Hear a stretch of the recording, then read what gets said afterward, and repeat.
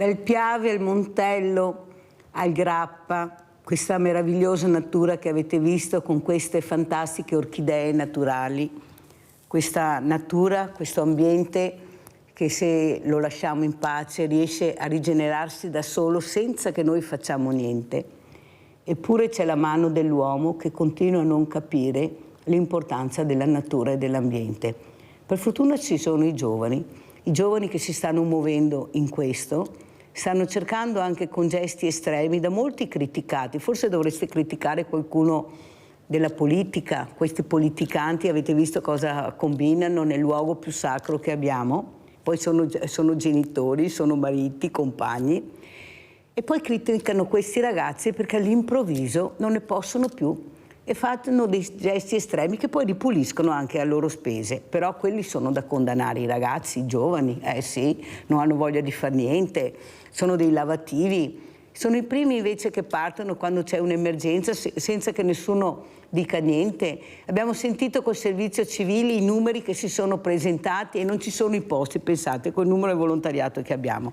Cioè queste falsità sui giovani. Ne parleremo questa mattina con Marco Zecchinel, presidente Confapi Venezia, Confederazione Italiana della Piccola e Media Industria Privata. Grazie Presidente di essere qui, veramente. Buongiorno Mirella. Grazie, e saluto anche Giuseppe Vanzella, Presidente Piccola Atene. Perché Giuseppe Vanzella? Grazie Giuseppe. Buongiorno a tutti. Perché Giuseppe Vanzella è un appassionato della bicicletta, è uno che riesce a cogliere l'attimo anche della natura, provare dei sentimenti, ricordare anche con delle fotografie o delle foto che ricordano quella che è la nostra storia, la storia della piazza.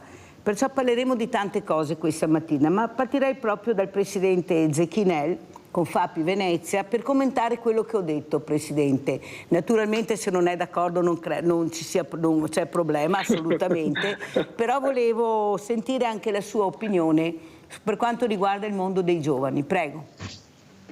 Grazie Mirella, grazie per l'invito. Vabbè, è impossibile non condividere quello che dici, a partire dalle scene poco qualificanti che abbiamo visto in Parlamento, quindi hai fatto molto bene a fare questo passaggio, perché poi effettivamente si lega ai giovani. Io posso parlare di giovani in termini imprenditoriali, quindi posso dire che il nostro Paese ha un problema con i giovani e l'impresa, nel senso che i dati di Unioncamere ci dicono che oltre sostanzialmente il 60% degli imprenditori italiani ha praticamente più di 60 anni.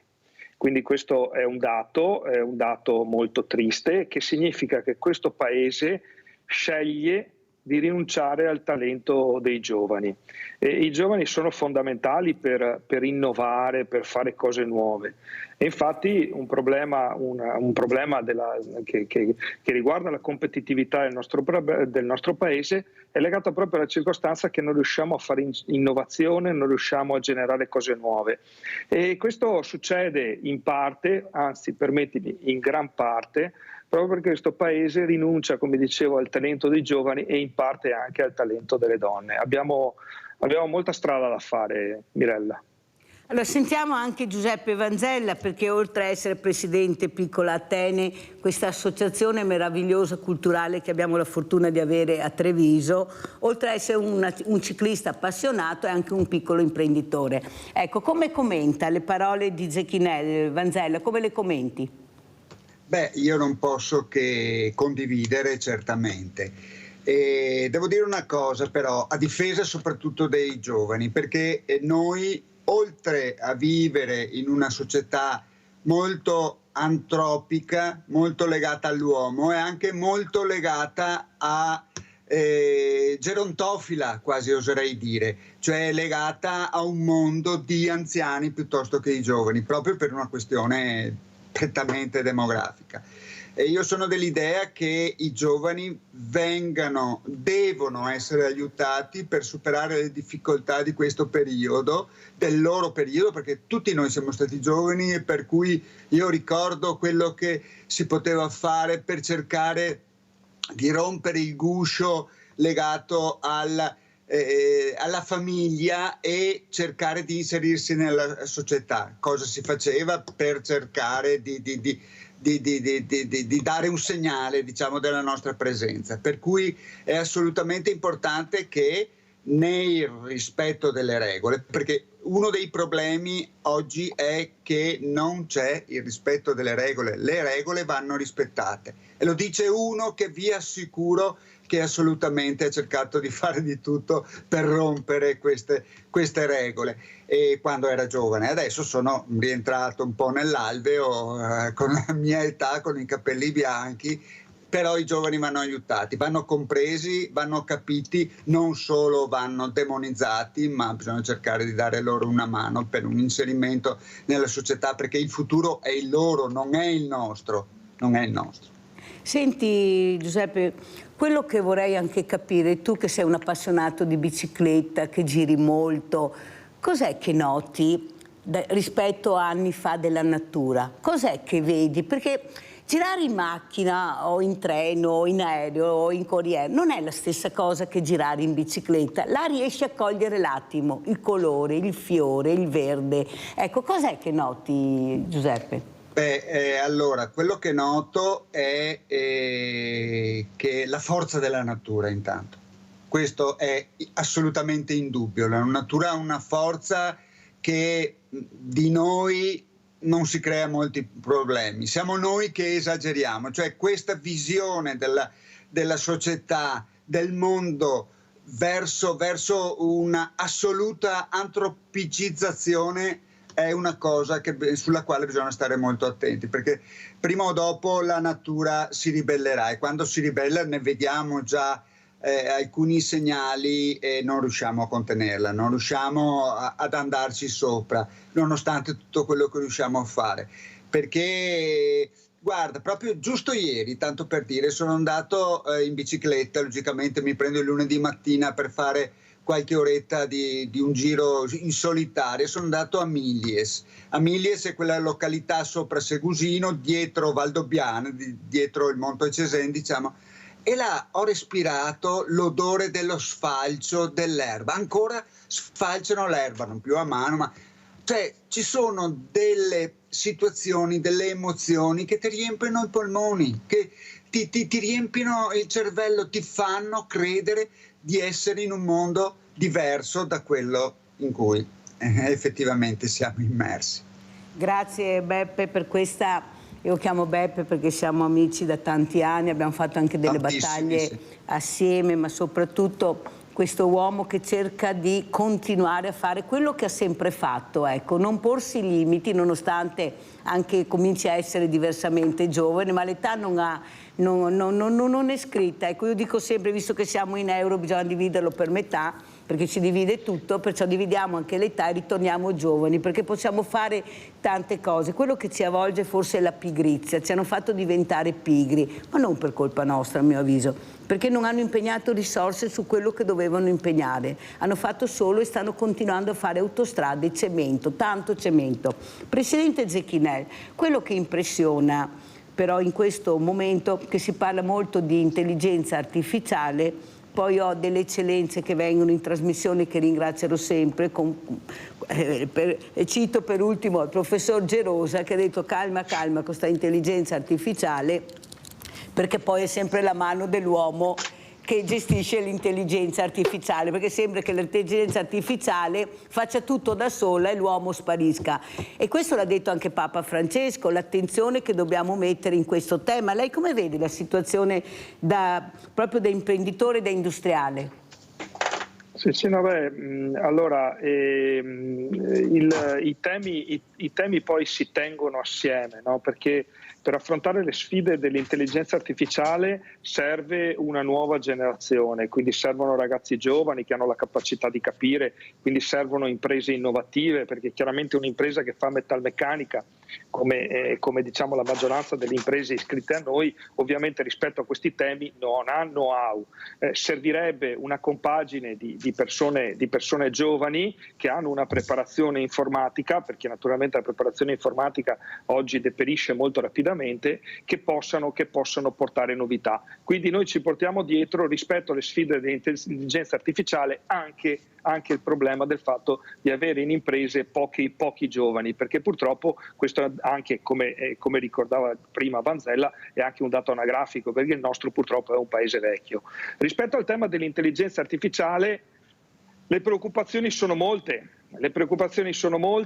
lo sono per quanto riguarda le imprese in Italia, ma anche in generale nelle imprese europee, perché è vero che Mirella, tu citi alcune start-up che ci sono in Italia, bisogna anche dire la verità che il grosso della tecnologia dell'intelligenza artificiale è negli Stati Uniti e quindi sostanzialmente non è controllato da noi.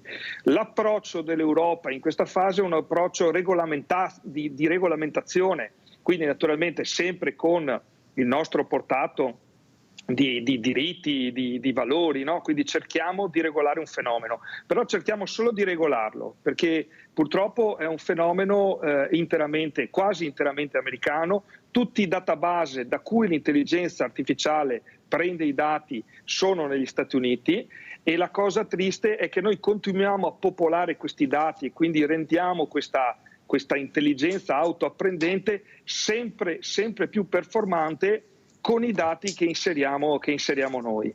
Purtroppo, come diceva Papa Francesco, questa può essere una grande opportunità, però c'è un tema rispetto a quello che noi mettiamo a disposizione e le decisioni che prendiamo rispetto a una macchina di cui non abbiamo alcuna garanzia.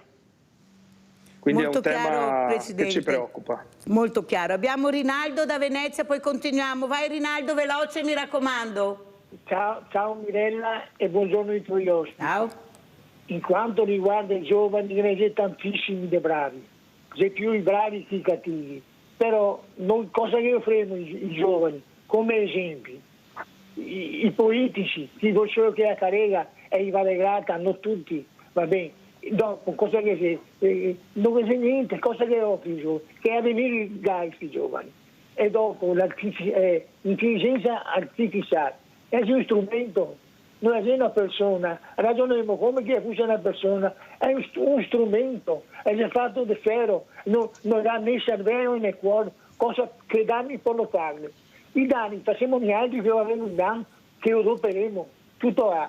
Perché questa intelligenza artificiale è un tocco di ferro, un strumento e basta. E quanto riguarda la bicicletta, voglio dire che il signor bravo, perché la bicicletta nel 1948, quando che deve stare attentato a Togliatti, va bene, già salvare a guerra civile la bicicletta, perché era il Giro d'Italia, nessuno ha fatto sommosse proprio per la bicicletta. E poi la bicicletta, come ricordi una volta che prima quelli non vedeva, se ti arrivi una donna con la Toyota per portare via tua amica per dirti. Adesso non c'è più il gusto di andare in bicicletta, perché non ne neanche più. Le biciclette, una volta che pesava 15 kg, adesso del carbonio e costa 10.000 euro e pesa un chilo e mezzo. E ne cambia tutto.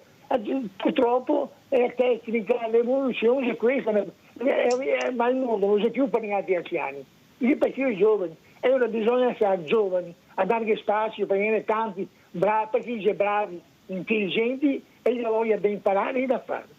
Basta, tutte queste altre storie, i politici che... Basta, finisce, basta, stop, chiuso, abbiamo sentito, se andiamo in politica un'altra volta e sapete che io sono in par condicio, sono così felice, fino alla fine ballottaggio con la mia trasmissione e così sento il popolo, sento le eccellenze, quelle che veramente stanno cercando anche di salvarci la vita e ce la stanno mettendo tutta, ve lo posso assicurare. Dobbiamo fare più prevenzione, più donazioni, questo dobbiamo fare per aiutarli, visto quello che stanno facendo queste eccellenze che abbiamo nella sanità, ma nell'agricoltura, nell'industria. Presidente Zecchinelli, quello che però traspare è che la popolazione, anche quella diversamente giovane, fa fatica a capire dove vogliono andare a parare con questa nuova tecnologia. Io mi ricordo quella volta, anni fa, che ho avuto un ragazzo che si è presentato in una piccola industria convinto di fare il meccanico e gli hanno chiesto il patentino da meccatronico. Lui è caduto dalle nuvole e ha detto: cos'è sta roba? Io, scusate, ma non l'ho mai sentita. Non è che delle volte si accelera proprio in certe situazioni che invece di aiutare mettiamo questi ragazzi con le spalle al muro perché va bene così, nel senso ti metto davanti la burocrazia, perché questo è alla fine il patentino, un altro patentino per fare non più il meccanico ma il meccatronico, senza avvisare, senza capire che bisogna fare formazione, bisogna informare anche le persone, capire cosa c'è nel tuo territorio, come ti devi veramente preparare per poi presentarti a un colloquio. Ma come si fa a dire a un ragazzo che con tutte le aspettative io sono capace, sono bravo, mi presento, spero di essere assunto, e ti mettono davanti sta roba? Non è anche una mancanza di rispetto verso l'essere umano, quello che si presenta con tanta voglia di riuscire a trovare un lavoro e poi si vede respinto perché manca sempre qualcosa, Prego, Presidente. Sì, questa è la responsabilità dei grandi, questa è la responsabilità degli adulti, perché che cosa succede sul mercato del lavoro italiano e poi in particolare anche Veneto? Veneto Lavoro ci dice che su 100 posti di lavoro disponibili in Veneto ne vengono occupati la metà. Quindi della metà che non sono occupati, il 25%, quindi i 25 posti di lavoro, non sono occupati perché non ci sono le persone, la questione demografica che citavamo prima. Gli altri 25 posti non vengono occupati per mismatch, come si dice, no? Tra domanda e offerta di lavoro, nel senso che le aziende richiedono competenze che poi i lavoratori non hanno. E qui purtroppo il discorso che facevi tu, in realtà non si è costruito un sistema di formazione pratico, concreto, in funzione delle esigenze dell'impresa. Lasciamo perdere l'istruzione un corpo docente delle superiori che comunque è poco motivato, con tutte le criticità che conosciamo, ma in realtà non si è costituito un sistema alternativo un po' all'università umanistica che poi dia una formazione che consenta di andare al lavoro ed affrontare le complessità, perché giustamente oggi fare metalmeccanica significa operare su macchine, su robot complessi, occorre un meccatronico, come dicevi. Questa cosa qui posso dire che però insomma qualche passo avanti si sta facendo, perché con gli ITS e quindi col coinvolgimento anche delle parti sociali del sistema delle imprese si stanno avviando un po' in tutto il Veneto. Si potrebbe andare più veloci, ma si stanno avviando dei corsi studio che appunto si chiamano ITS al termine del percorso superiore, che sono volti proprio alla formazione di tecnici che poi vadano nelle nostre aziende per migliorare la competitività, per avere prodotti più raffinati.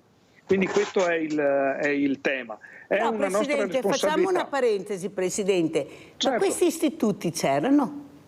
C'erano già questi istituti di formazione, non nei numeri magari che servivano, però come popolazione una volta avevamo molti giovani, poi sono stati smantellati nel silenzio totale di chi, e qua metto anche l'industria, mi scusi Presidente, doveva invece alzare le barricate, perché erano quegli istituti che formavano proprio questi ragazzi su questi lavori socialmente utili, perché è così, socialmente utili per la comunità, perché abbiamo bisogno di queste figure, perché bisognava fare qualcos'altro, l'avvocato, il medico, bisognava fare un lavoro diverso, come forse denigrante fare questo, andare in questi istituti, ma non solo.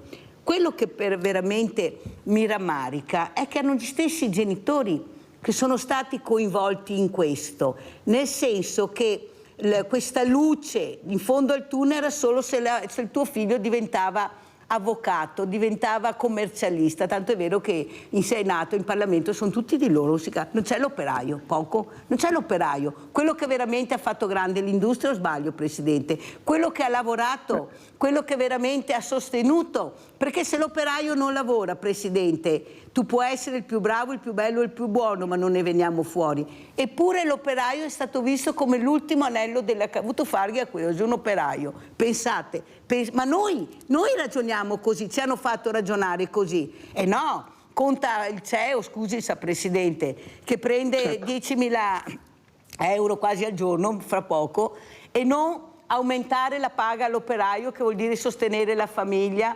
sostenere l'attività, l'impresa. Abbiamo visto i capitani di industria, lo dico sempre Presidente, con la quinta alimentare, veramente che sono stati accolti nel mondo con tappeti rossi, e noi qua li abbiamo emarginati, Pochi sono riusciti a farcela, e quelli che sono riusciti a farcela perché sono andati nel cerchio magico della politica, e allora là è tutto un altro discorso. Però ci siete voi adesso, Presidente, che avete in mano questa palla molto calda, questo giovane che vi sta chiedendo: ma il mio futuro quale sarà?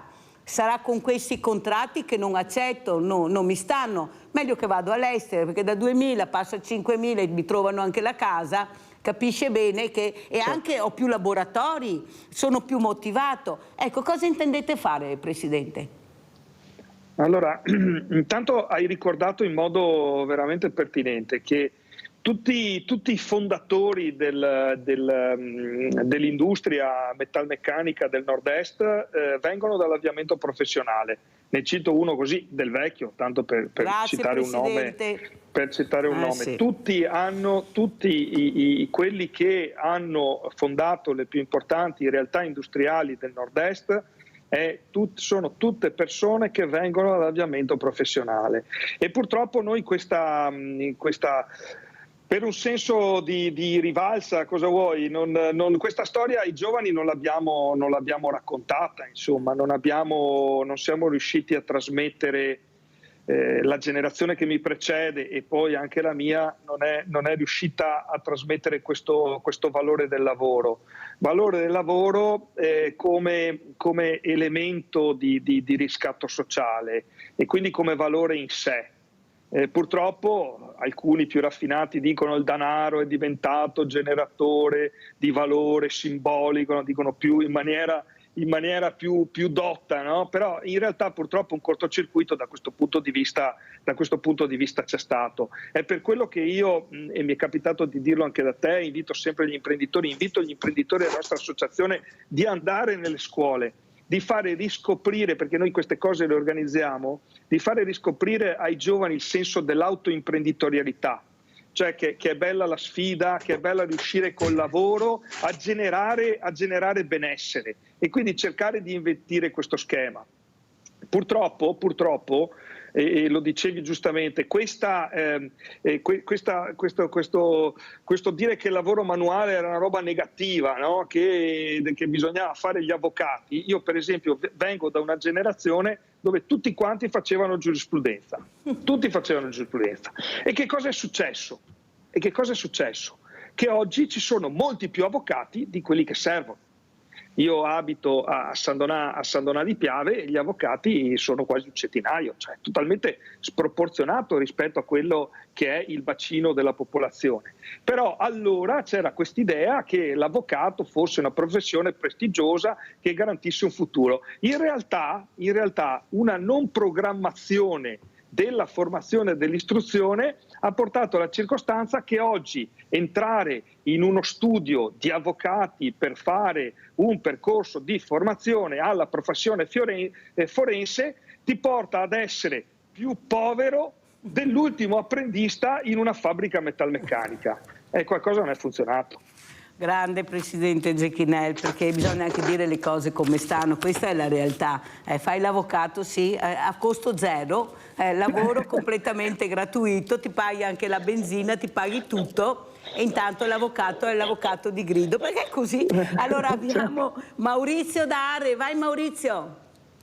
Ciao Mirella e buongiorno al professore Zecchinel e anche all'altro signor ospite. Manzella. Allora, io voglio parlare col professore Zecchinel. Allora, tu Mirella intanto sai quanti anni io ho passato di disoccupazione, e quindi ne so qualcosa di lavori socialmente utili, ma li ho fatti e sono molto orgoglioso di averli fatti, anche perché il comune dove io abitavo tanti anni fa mi dava la possibilità di imparare anche qualcosa, insomma, ecco. E poi Mirella col tempo, naturalmente, fortunatamente nel 2021 mi è venuta avanti una occasione, l'ho presa, naturalmente una ditta di pulizie anche se non è il mio mestiere. Premetto che ho 56 anni, professore, ecco, e quindi mi sono adattato anche a fare questo mestiere. Io sono contentissimo, anche perché diciamo è un lavoro che praticamente sì, è usurante, lo sappiamo che è usurante, però naturalmente sei anche gratificato comunque a fine mese. Detto questo, professore, io dico una cosa: i giovani si adattano a fare lavori più o meno come faccio io, oppure anche che adesso so che ci sono i balneari che cercano, invece di andare a spaccare le cose, a devastare le falegnamerie, perché i genitori non li mandano a lavorare sulle zone balneari che cercano tanti giovani? Cioè, questa è la cosa. Alle volte basta anche poco per crearsi un futuro e quant'altro. Molto chiaro, Comunque grazie Maurizio, devo correre perché devo andare anche alla pubblicità. Ti risponderà subito dopo il presidente Zecchinè. Pubblicità.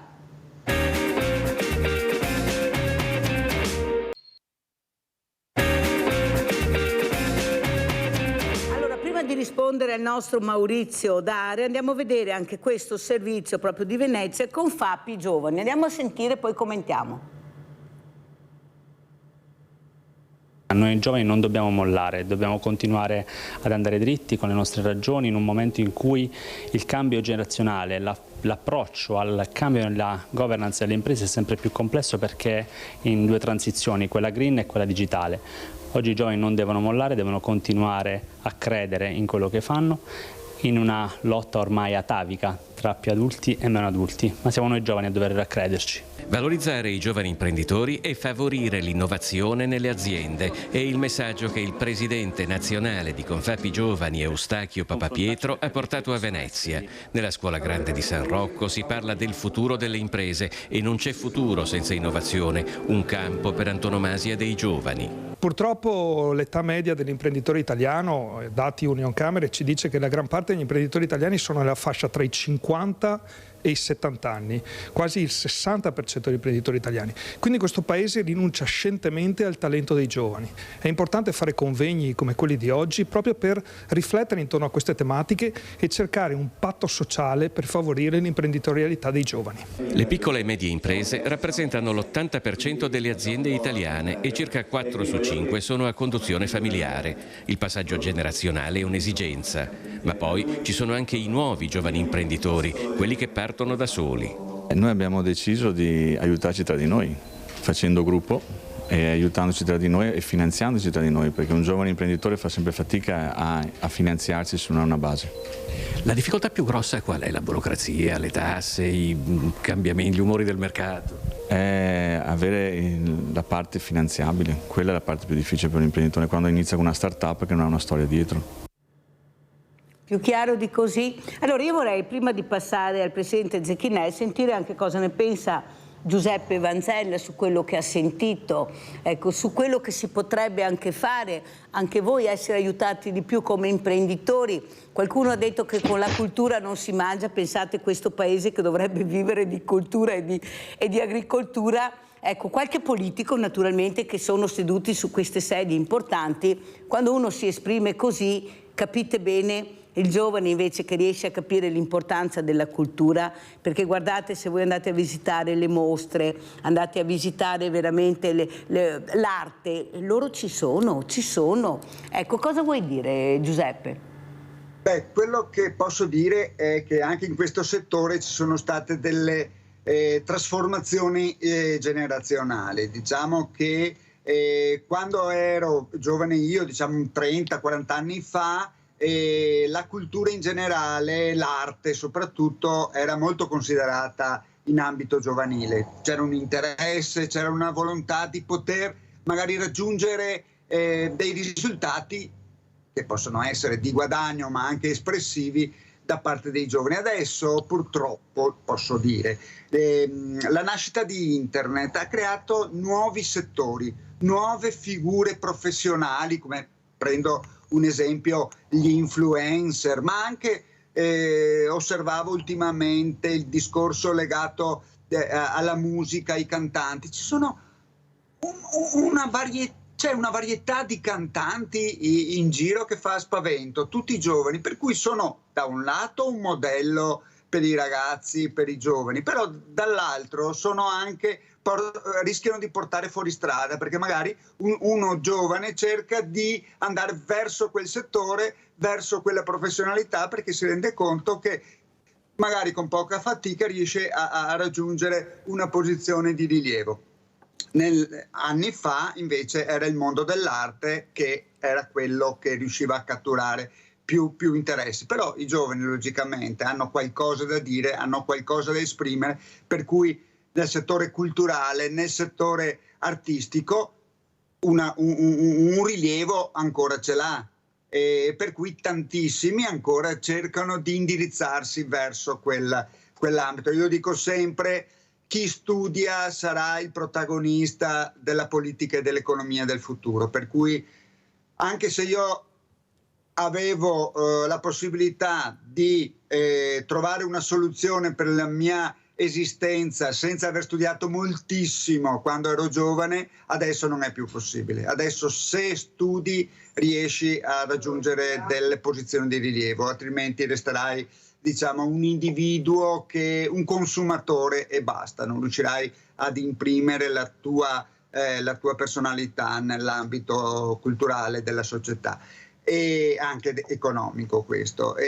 Per cui cosa volete? Io ho sempre lavorato in questo settore, apprezzo moltissimo e sono attento a tutte quelle che sono le identificazioni legate al mondo dell'economia, per la quale il presidente Zecchinelli è molto preciso e molto dentro.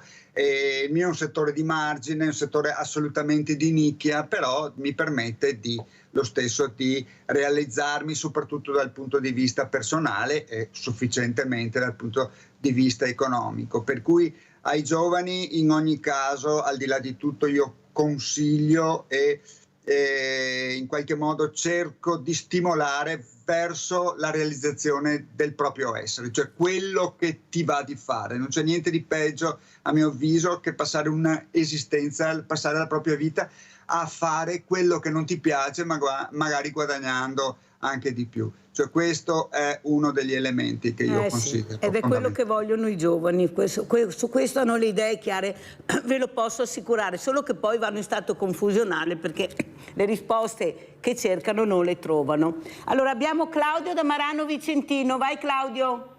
Sì, buongiorno a tutti. Buongiorno. No, io penso che l'imprenditore è un po' vittima di se stesso, perché ha cominciato a crearsi problemi seri nel momento in cui ha tolto l'affiancamento.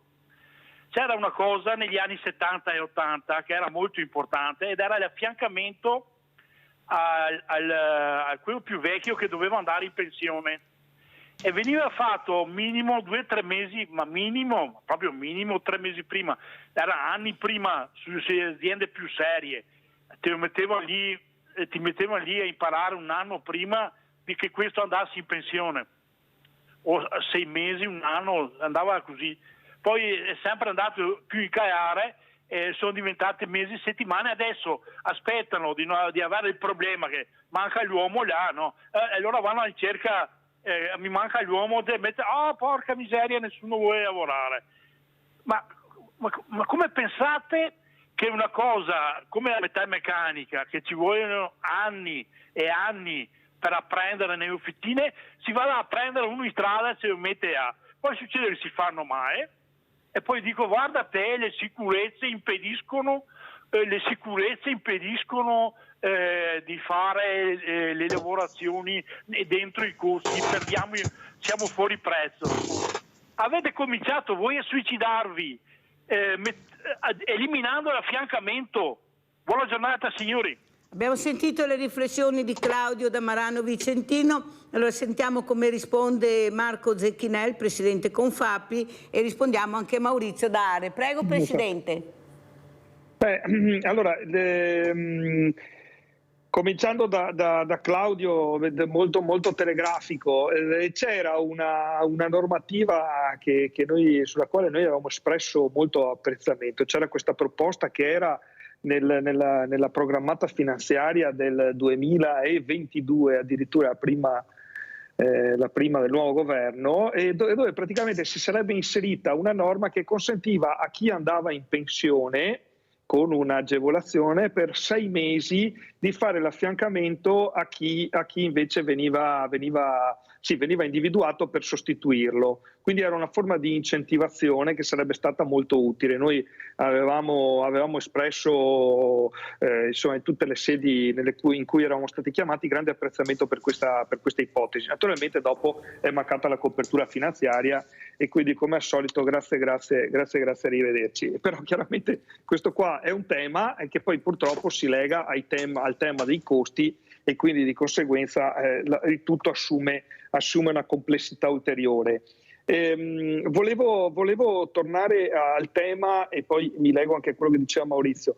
Con la cultura non si mangia, no? E noi quel convegno lì l'abbiamo fatto, quello sull'imprenditoria giovanile, l'abbiamo fatto la settimana scorsa alla Scuola Grande di San Rocco, che è a Venezia. Io non ero mai stato e pur frequentando Venezia, avendola sempre frequentata, sono rimasto a bocca aperta dello splendore di questa scuola grande ed è veramente abbiamo un patrimonio che anche per noi non è che non lo conosciamo perché non vogliamo, è talmente vasto che anche volendo non lo puoi conoscere se non te ne occupi professionalmente, quindi se non sei professionalmente nell'ambito culturale.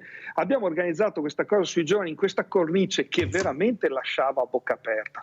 Per cui con la cultura non si mangia, in realtà con la cultura si può mangiare e rappresenta una parte importante dell'economia del nostro paese e potrebbe rappresentare ancora di più, specie nell'impiego dei giovani. Riguardo a quello che diceva Maurizio, anzitutto gli faccio i complimenti, insomma, uno che chiamarmi professore comunque mi toglie autorevolezza, quindi meglio evitare, insomma, faccio l'imprenditore e cerco di fare al meglio che posso quello, insomma, con i limiti che ho. Devo fare i complimenti perché una persona di 56 anni che comunque si rimette in gioco facendo le pulizie è veramente un esempio e avremo bisogno, e tu Mirella che incontri anche il disagio sociale e quant'altro, avremo bisogno di evidenziare questi casi, di dare rilevanza a persone che fanno questo tipo di scelte, perché quello delle pulizie per esempio è uno dei settori dove si fa più fatica a trovare persone. E si paga meno, peraltro, Presidente, meno perché contratti veramente da capestro. Assolutamente sì. Su questo però ti dico, sulla questione dei salari, a parte la storia dei manager e quant'altro, però quelle sono storie che non mi riguardano perché io sono nella produzione, noi forniamo servizi, facciamo dei beni. Quella di cui parli tu è la finanza ed è un'altra storia, io ma non la conosco. purtroppo sono loro che hanno in mano le sorti del paese, Presidente. Esatto. Là il grande problema che abbiamo, 10 persone che hanno in mano l'economia, ma ci rendiamo conto? E le altre 90 chi muore da fame. Abbiamo Sandra da Padova, vai Sandra. Ciao Mirella e buongiorno agli ospiti. Sono d'accordo con tutto quello che è stato detto fino adesso. Io volevo accennare una cosa che ho sentito ancora diverso tempo fa in una trasmissione a tarda sera. Allora, il Sud ha tanti laureati, è inutile, perché io ho conosciuto delle famiglie che lavorava solo il papà e 4 figli, uno faceva giurisprudenza, l'altro faceva medicina. Non lo so su che redditi, però io non sono la finanza e non mi pare il caso di indagare. E hanno fatto sto servizio, mi ricordo sempre, che parlava proprio del nord-est e ci prendevano un po' in giro dal Friuli al Veneto perché l'imprenditoria maschile e anche femminile, cioè l'artigiano, quello che faceva il meccanico, quello che faceva il pittore, quello che faceva diversi lavori, era preso in giro dal sud, te lo posso assicurare, perché e dopo la domenica col papà o magari gli zii, i fratelli, si mettevano a posto la casetta che magari avevano, allora uno faceva il falegname, quell'altro, e ci prendevano in giro perché diceva loro la cultura non ce l'hanno, ha detto giusto adesso si mangia anche con la cultura. E dirò una roba, adesso gli avvocati, io ho tanti amici che fanno la fame perché li vedi al bar, vanno sui studio, non hanno clienti perché la gente non ha soldi, perché andare da un avvocato solo anche per incassare un credito, Mirella, 500 euro una lettera, se ti fa bene sono 300. Allora è logico che uno se avanza 1000 euro, è successo al mio compagno, avanza 1000 euro, se va dall'avvocato ne spende 1500 e magari con l'appunto di domanda che magari non incasserà mai, perché magari la persona ha difficoltà o magari ha avuto dei problemi grossi. Allora ci sono tanti fallimenti anche. Mio marito è stato dentro a 2 fallimenti che ha dovuto poi un po' alla volta con sacrifici abbiamo fatto a coprire la banca, e ormai è diventato non lo so, Mirella. Allora è vero, i giovani, ci sono dei bravi giovani, ci sono anche quelli che non hanno voglia di fare niente, è inutile, però questo è sempre stato, solo che adesso... E sempre sarà. Sandra, devo correre perché siamo già... Però sei stata molto chiara, hai espresso quello che tu senti, che hai visto e che hai anche provato. Quello che però volevo chiedere a Giuseppe Vanzella, in questo mondo tecnologico, in questo mondo dove si corre, tu Giuseppe sei riuscito a tenere nel cuore del centro storico questa realtà che invito anche il Presidente Zecchinè quando sarà a Treviso in centro storico ad andare a visitare, perché quando si entra su questa chicca, come ha detto Giuseppe Vanzella, si sente il profumo dell'antico, del libro, un profumo strano che veramente ti avvolge, come ha detto Giuseppe Vanzella, quando fai un giro in bicicletta e senti il profumo dell'erba, perché ormai sentiamo solo profumo di fast food e questo non va bene, perciò il Presidente lo vada a trovare, vedrà cosa vedrà. Beh, la fatica, però nel stesso tempo tu hai detto una cosa importante, io credo nel mio lavoro, ecco, è una nicchia, però questa nicchia mi dà soddisfazione, ma proprio perché tu ci hai creduto, hai tenuto duro e sei riuscito a importi in un mercato veramente che sembrava perduto, che fosse tutto digitale, invece non è così. Ecco, quanto importante è, che vuoi dire anche questa mattina, proprio col tuo esempio, a tante persone che ci ascoltano, credere nel proprio lavoro, Giuseppe? Beh, allora, innanzitutto...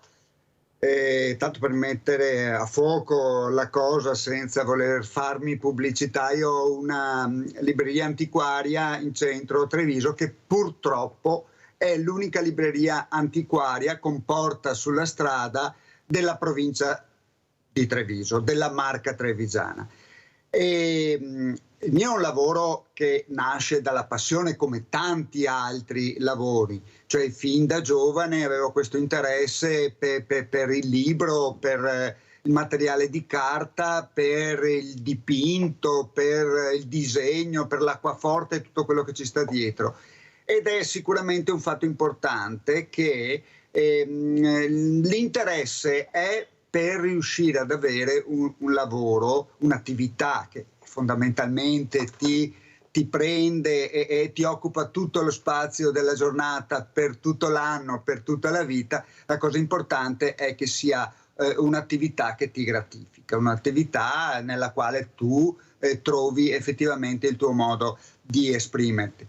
Logicamente ci sono degli alti e bassi, è un'attività che adesso, come dicevo, è molto di nicchia, ma lo stesso funziona, anzi, se posso dire, anche il periodo della digitalizzazione di massa con il Covid dovuto al fatto che la gente sta reclusa per un paio di mesi dentro in casa, ha portato a sviluppare anche un'altra piattaforma commerciale oltre al negozio, che è quella dell'acquisto online, con annessi e connessi, con tutti i suoi difetti, con tutto quanto, anche perché questa a lungo andare ha portato a far soffrire i centri storici, il centro storico di Treviso, ma anche i centri storici di qualunque altra città, perché la frequentazione del centro storico come punto di riferimento commerciale sta andando a scemare, e su questo io penso che la politica dovrebbe fare molto, anzi moltissimo dovrebbe fare per riuscire a far conservare alle città, ai centri storici delle città, la loro identità che hanno sempre avuto, perché anche se viviamo un grande momento di trasformazione tecnologica, noi siamo degli esseri umani, abbiamo un'entità reale ed è su questa che in ogni caso bisogna rapportarsi.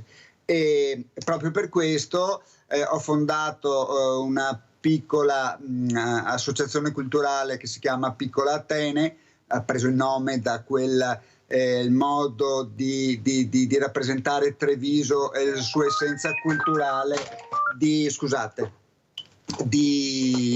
Dino Buzzati sul Corriere della Sera, e questa Piccola Atene organizza il terzo sabato del mese, non sempre ma spesso, presso la Loggia dei Cavalieri di Treviso, una manifestazione che si chiama Libri in Loggia, cioè il mostra-mercato del libro raro, introvabile, antico e altro materiale di carta. Una manifestazione che permette di dare presenza a quello che è il libro come elemento di trasmissione di un messaggio culturale che vada al di là del tempo e al di là delle situazioni socioculturali, dei cambiamenti socioculturali. In ogni caso quello che posso dire è che la cosa più importante per chi ha un'attività di lavoro, anche se piccola, anche se non rilevante come le aziende che il presidente Zecchinel rappresenta, abbiano dietro delle professionalità attente e soprattutto appassionate. Senti Giuseppe Vanzella, ma se ci fosse la possibilità, tu vorresti un aiutante, non so come chiamarlo perché non si usa più apprendista, non si usa più niente. Ad esempio l'importanza di essere supportato, non è che uno possa stare 10 ore al giorno, 12 ore al giorno in queste bellissime chicche. Ma se tu avessi bisogno, ecco, qual è la difficoltà? Pagare lo stipendio, dare uno stipendio, perché giustamente, ecco, perché no? E quello dopo lo chiedo anche a Zecchinel, perché non sono supportate secondo te? Come hai detto tu, noi non siamo con dei numeri importanti, ma abbiamo una professionalità unica che possiamo anche trasmettere ai giovani, appassionarli, però non posso fare perché... Guarda Mirella, Prego. Su questo io ti posso dare la mia esperienza. La mia è un'attività che ha bisogno, io avrei bisogno non di una, ma di 2-3 persone che mi possano aiutare, perché è un'attività complessa, non sto là a sottolineare, ma insomma ampiamente deficitaria di personale in ogni caso. Perché? Perché io non do 500 euro al mese a un assistente o a un assistente. Io dovrei dare uno stipendio normale, ma se do uno stipendio normale non ho più la possibilità di vivere io, perché questa attività è un lavoro che ti dà soddisfazione, non ti dà tanto da guadagnare, però non è questo il problema. Qualche tempo fa avevo fatto con Ca' Foscari di Venezia, avevo fatto una liaison attraverso la quale delle studentesse potevano venire per un tempo massimo di 200 ore per acquisire un punteggio che era utile al loro programma universitario. Però per me 200 ore sono un paio di mesi, era troppo poco, perché non mi permetteva di poter far capire come funzionava la macchina di una libreria antiquaria e nello stesso tempo ottenere risultati, per cui io perdevo molto più tempo di quello che era diciamo, la soddisfazione che potevo avere nell'ambito professionale. L'unica cosa che funzionava è che lasciavo la ragazza, magari andavo più spesso a bermi un caffè qua al bar, perché in qualche modo avevo sempre qualcuno. Però il problema non è questo, il problema è una cosa di cui non si parla in questa trasmissione, però è quello per il quale potresti fare qualcosa nel futuro, è il problema del centro storico. L'Italia è caratterizzata da centri storici di natura medievale, spesso murati, che sono facilmente identificabili nel loro perimetro, nella loro situazione logistica, e durante la settimana magari spesso c'è il vuoto, e il sabato e la domenica 200.000 persone. Forse c'è qualcosa che non va, è questo sul quale bisognerebbe molto chiaro. Ti ringrazio, Giuseppe Vanzella, per aver veramente quello che tu sai benissimo, Mirella, quanto si è battuta per il centro storico, proprio per cercare di far capire l'importanza che avevamo di questi meravigliosi centri storici che tutti gli stranieri ci invidiano. Venivano proprio a trovarci per andare a scoprire proprio i negozi come Giuseppe Vanzella, queste chicche, una volta erano anche le boutique, poi ha girato tutto, mutande e calzini uguali dappertutto, specialmente nelle piazze principali, perché questo era il grande business. Sì, sentiamo è la globalizzazione, come conclude il presidente Marco Zecchinelli le parole di Vanzella, molto profonde, molto importanti. Guardate che la storia sarà questa, il futuro, i centri storici, che guardate a Venezia, i turisti che arrivano, che poi potrebbero spostarsi in tutte le realtà, ma anche la business, bisogna che rimangano là, solo là, esclusivamente là, e poi non riescono neanche a vedere le meraviglie che ci sono, perché tutti nella strada nuova, tutti là, esclusivamente là, cioè bisogna anche cambiare culturalmente. Io penso che se diamo, è anni che lo dico, presidente Zecchinelli, il voto ai sedicenni, forse riusciremo a cambiare anche questo paese, perché loro avranno la forza di cambiarlo. L'hanno fatto in Germania, forse qualcuno mi ha ascoltato, io è anni che lo dico, che forse dobbiamo puntare sui giovani, come diamo loro il patentino per mettersi nella strada. Penso che abbiano la possibilità anche di dare il voto, perché non è che i trentenni, i quarantenni o i settantenni siano molto più preparati di loro a quello che vediamo e l'astensionismo che c'è. Prego, Presidente. Sì, Mirella, chiudo in un minuto. Beh, anzitutto andrò senz'altro a trovare Vanzella, perché penso che i libri siano fondamentali. L'Italia è un paese in cui si è sempre scritto molto e letto purtroppo molto meno, e questo è uno dei problemi, e uno dei passaggi che abbiamo smesso di fare con i giovani è quello di dargli il gusto di leggere un libro. Quindi si sono abituati a leggere tutto molto telegrafico, e quindi purtroppo soltanto i titoli delle cose, che sappiamo che i titoli li fa sempre chi non scrive, no? Quindi di conseguenza c'è questo equivoco. Ma chiudo con due considerazioni rapidissime, cioè due equivoci. Allora, equivoco numero uno, salario e costo del lavoro non sono la stessa cosa.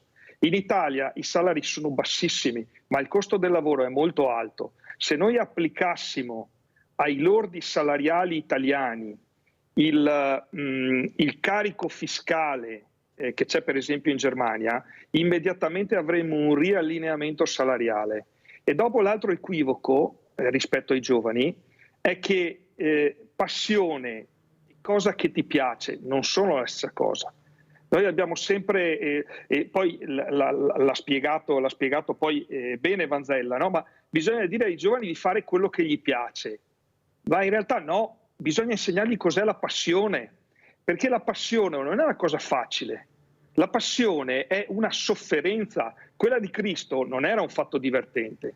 Il lavoro è una passione, come fare la maratona. Io guardo uno che si fa 42 chilometri e dico, cavolo, io quella sofferenza là non la praticherei mai. Invece quello che è appassionato lo fa, e magari dopo 2 settimane ne fa un'altra. E così è il lavoro, perché il lavoro non è una cosa facile. Fare impresa è una cosa difficilissima, significa notti insonni, significa, come aveva detto quell'ascoltatrice lì, poi trovarsi le banche, non dormire la notte. E perché lo fai? Perché è una passione, cioè una cosa che ti piace fare, ma la pratichi attraverso anche la sofferenza. Presidente, però l'ultima domanda che voglio farle è proprio questa. Noi vediamo la situazione delle banche, ma anche delle poste, ecco, dove vengono chiusi tutti questi sportelli, nonostante qualcuno sappia che c'è una popolazione diversamente giovane che ha bisogno di recarsi allo sportello, di parlare col cassiere, di parlare con queste figure, delle volte anche magari non competenti come vorremmo, perché questa è la verità, oppure che sanno anche ascoltare, visto che ti diamo anche i soldi, almeno ascolta, abbi il buon senso di ascoltare e non innervosirti. Però le banche stanno facendo i propri affari, le banche stanno cercando di mettere con le spalle al muro quelle persone che dopo magari 10 anni, 8 anni di mutuo non riescono più a portarsi a casa queste case, perché non riescono più a pagare il mutuo e loro portano via i soldi e anche la casa. Questo lo trovo ignobile, Presidente, perché ti lascio la casa, ma almeno restituiscimi i soldi che ti ho pagato per averla, e questo non si fa. Voi avete la piccola e media industria, che è quella che ha fatto grande il Paese, perché è questa che ha fatto grande il Paese, a parte poche altre realtà, che ha fatto diventare il ricco, si chiamava così Nord-Est, erano fatte da queste figure. Voi avete, forse non so se vi rendete conto, ancora adesso fortunatamente questa meraviglia in mano, questi numeri che possono fare molto. Dovete, a mio avviso, battere di più i pugni, Presidente, farvi ascoltare di più, perché avete i numeri per farlo. Avete quelle persone che hanno fatto diventare grandi le banche, non sono state le multinazionali, sono state queste persone che hanno sviluppato e hanno ingrossato le banche, e poi anche truffati molte volte da qualcuno o da qualche banca, come abbiamo visto. Ecco, pensate di agire in maniera anche più forte per difendere questa piccola e media industria, che è quella che fa grande il Paese, farà grande il Paese, ricordatevi, non sarà la multinazionale che se ne andrà, saranno queste figure che rimarranno nel territorio, che investiranno nella propria azienda, che investiranno nell'uomo, nella famiglia, nella risorsa umana. Prego, Presidente.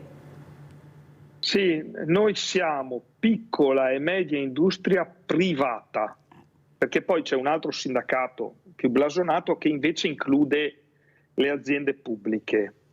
E quindi noi ci possiamo permettere di dire le cose che quegli altri non dicono. Sul tema delle banche e degli sportelli, io per la carica che ho non posso indugiare in aggettivi, però questa cosa è una cosa molto grave. E noi tutte le volte che possiamo nella relazione con le banche la evidenziamo, perché le banche di oggi sono molto più profittevoli delle banche del passato, però in realtà in risorse umane stanno disinvestendo, e lo sportello era un passaggio fondamentale, la relazione con il direttore di banca era fondamentale non solo per l'anziano, che è indispensabile, perché mettersi con l'home banking è una cosa molto difficile per persone in età, quasi impossibile, proibitiva, significa non consentirgli di accedere ad una parte indispensabile della loro vita sociale, e questa nell'indifferenza più totale, ma vale anche per le imprese. Le banche hanno scientemente cercato di levare questo rapporto umano, perché anche nei confronti della relazione con l'imprenditore è molto più semplice, se noi lo sconsigliamo a tutti, ma ci sono tante piccole e medie imprese che hanno un solo cliente. Che cosa succede? Nel momento in cui quel solo cliente, che generalmente è una multinazionale tedesca nel campo della manifattura, gli dice: sai che c'è? La roba da te oggi non la prendiamo più. Il giorno dopo la banca gli domanda il rientro di tutti gli affidamenti. Chiaro che se c'è un direttore che ti dice: ma sei una persona affidabile, non si dà da fare, magari una soluzione si trova. Se invece c'è un computer, purtroppo succede che questa persona si ritrova in una situazione poi di disagio sociale, quindi di povertà anche come imprenditore, e tutto quello che ne consegue.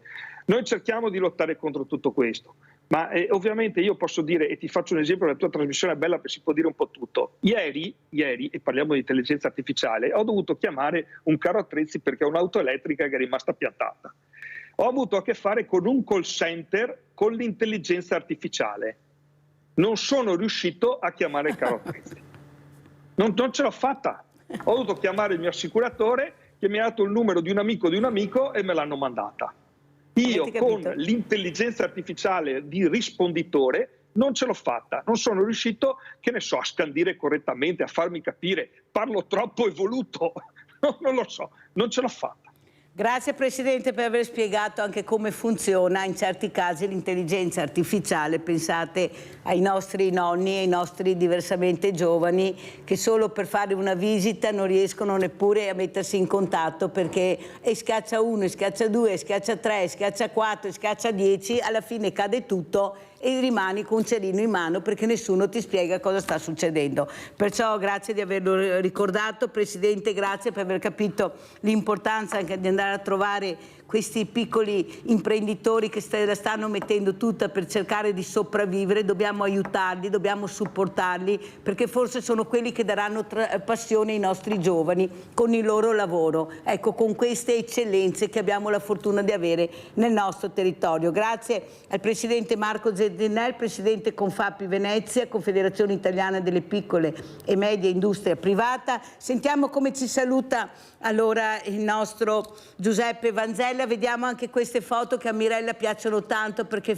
mi fa rivivere i bei tempi della piazza dove dal lunedì alla domenica era pieno di gente perché gli uffici erano tutti nei centri storici, perché la gente si muoveva. Ecco, guardate, questi hanno fatto la storia di Treviso, chi non è di Treviso non le conoscerà, ma veramente vi posso assicurare che i politici non li riconoscono, ma queste persone qua che adesso i trevigiani vedono le riconosceranno perché loro hanno lasciato il segno con il loro modo di vivere. Prego Giuseppe, come ci saluti? Mirella, sei un'adulatrice perché stai mandando le fotografie del mio libro Gente di Treviso e comunque io ho poco da dire, mi ha fatto molto piacere partecipare a questa trasmissione molto interessante. Ai giovani bisogna dare spazio. Ricordo sempre che il poeta francese Arthur Rimbaud smise, un grande poeta straordinario, smise di scrivere le sue poesie che aveva 18 anni, per cui già questo è un elemento fondamentale per riuscire a capire cosa possono trasmettere i giovani, cosa possono avere dentro di quello che può essere il futuro. E comunque devo fare i complimenti al Presidente Zecchinel per la preparazione e voglio concludere dicendo bisogna avere rispetto per i libri, bisogna avere rispetto tanto per gli animali e anche per i ciclisti. Grazie Mirella. Grazie anche a Giuseppe Vanzella. Veramente grazie Presidente di questa chicca piccola Atene che invito tutti ad andare a visitare, ma non perché voglio sviolinare, perché la verità, almeno abbiamo possibilità di vedere una cosa bella, invece di andare a vedere mutande, calzini e qualcos'altro, andiamo a vedere veramente... Alla Loggia dei Cavalieri, alla Loggia dei Cavalieri. Che l'Europa ci invidia, una delle più antiche logge coperte medioevali, nata attorno alla metà del 200, un monumento che dovrebbe essere anche salvaguardato, tenuto più in considerazione, no che il sabato mattina, quando noi arriviamo per preparare gli stand, dobbiamo spazzare la loggia perché è piena di spazzature e mozziconi di sigarette. E qualche cittadino deve fare la comunità. Grazie a Giuseppe Vanzella, grazie a Marco Zecchinel. Pubblicità.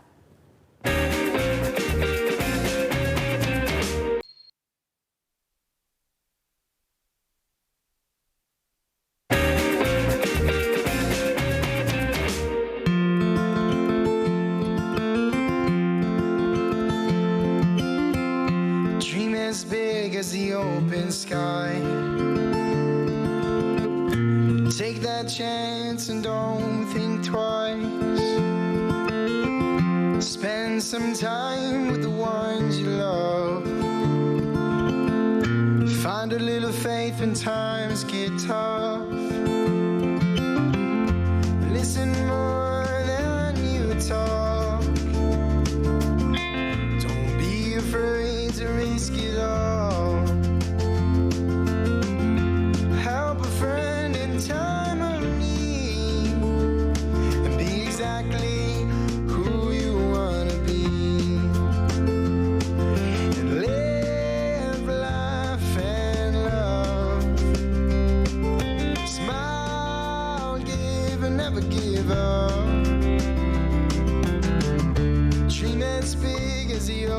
sky. Take that chance and don't think twice. Spend time each day to reflect, but don't be afraid of what's up ahead. This life is yours, so live it up. Have a few drinks, but not too much. Buy her flowers and take her out. Spend a night out on the town. Look up at the stars from time to time, and make tomorrow the best day of your life. Live, laugh and love. Smile, give and never give up. Dream as big as the open sky.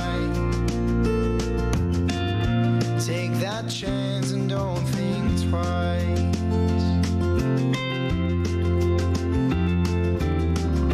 May your skies always be clear and blue. May your heart always stay pure and true. May your glass always be filled up to the top. But even when it's not, don't ever stop.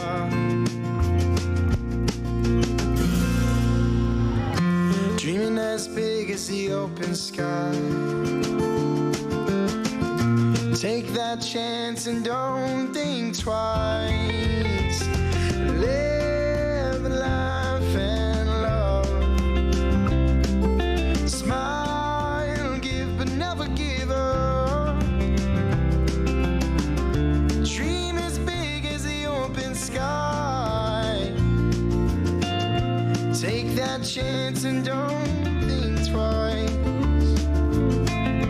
Take that chance and don't think twice.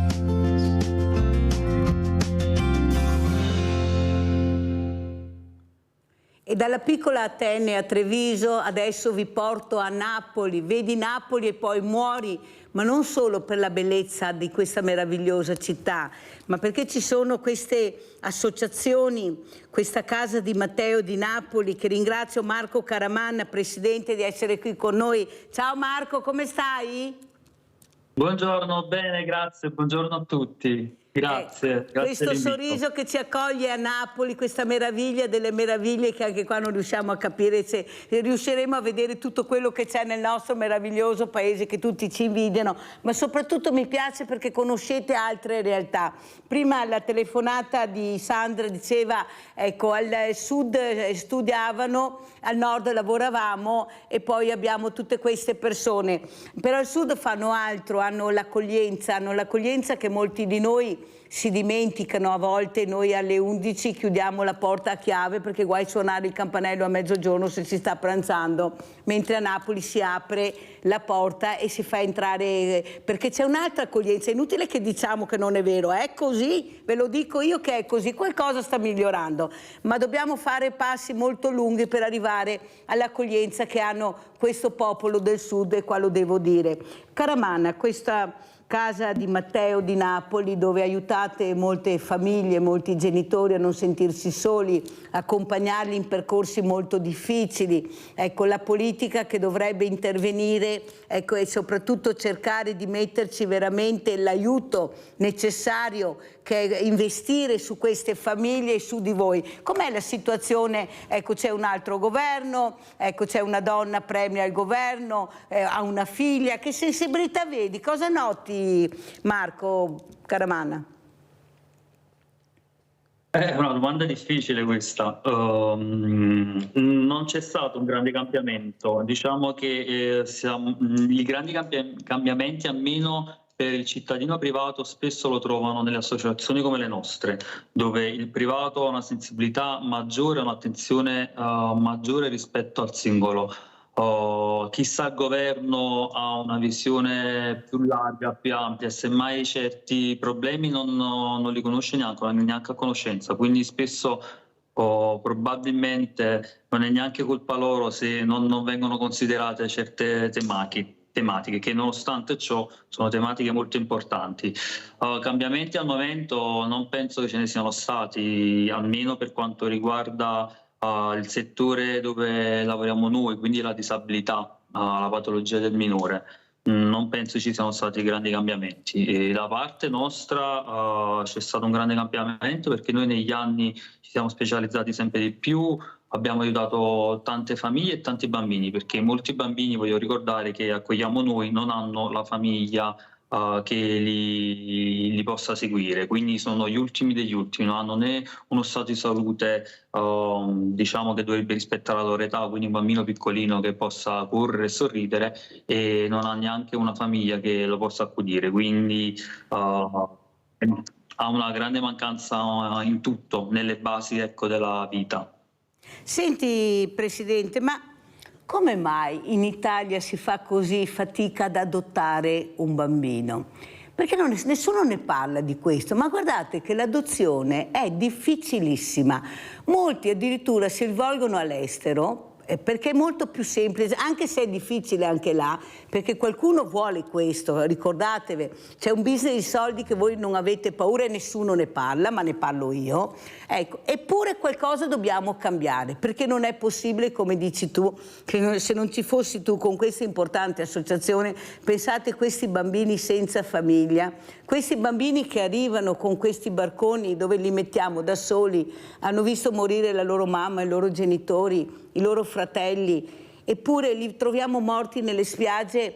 Forse qualcuno dovrà decidersi a capire dove vogliamo andare a parare, perché non c'è solo il business, c'è l'umanità, c'è l'etica, c'è il rispetto della persona. Cosa vuoi dire, Presidente? E soprattutto questa adozione che diventa un problema anche pagando. In Italia non ne parliamo. Prego.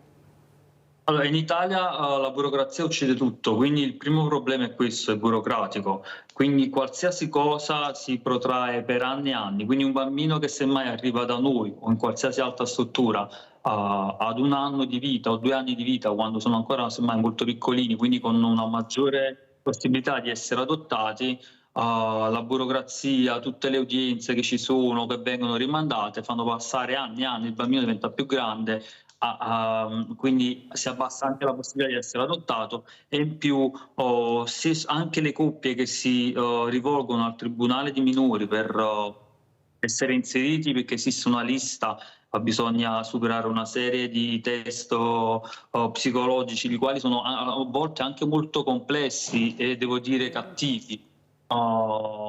Diventa molto difficile poi superare tutte queste difficoltà, e passando gli anni uno si scoraggia e alla fine il risultato è che il bambino resta in struttura e che la coppia che vuole adottare il bambino rimane senza bambino. All'estero invece pagando molto, perché parliamo di adozioni estere, possono essere pagate anche 30, 40.000, 50.000, perché poi dipende anche, non bisogna pensare solo anche il costo di andare ogni volta nel paese, di trattenersi là per 1 o 2 mesi, comunque ha un costo per la famiglia. Alla fine riescono nel giro di 1 annetto ad avere il bambino. Non sempre è così. Noi abbiamo fatto, allora il nostro caso è molto complesso perché noi abbiamo bambini con patologie, quindi gli affidi alle adozioni sono molto più rare. Ne abbiamo fatti 2, in questo caso sono stati molto veloci, però nella media diciamo nazionale il bambino è normodotato è molto molto complicato. Il motivo veramente non glielo so dire, è sicuramente colpa di una macchina che non funziona bene, è troppo complessa.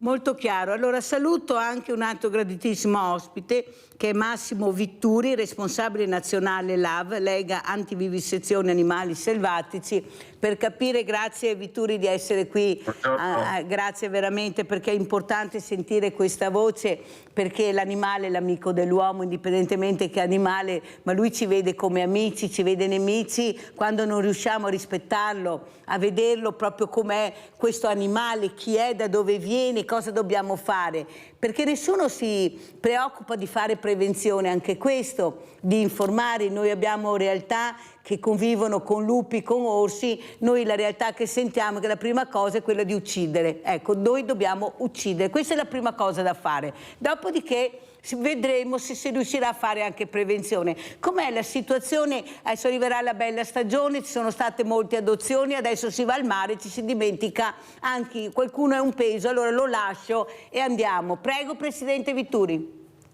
Sì, grazie Mirella, buongiorno a te e a tutti gli ascoltatori e telespettatori.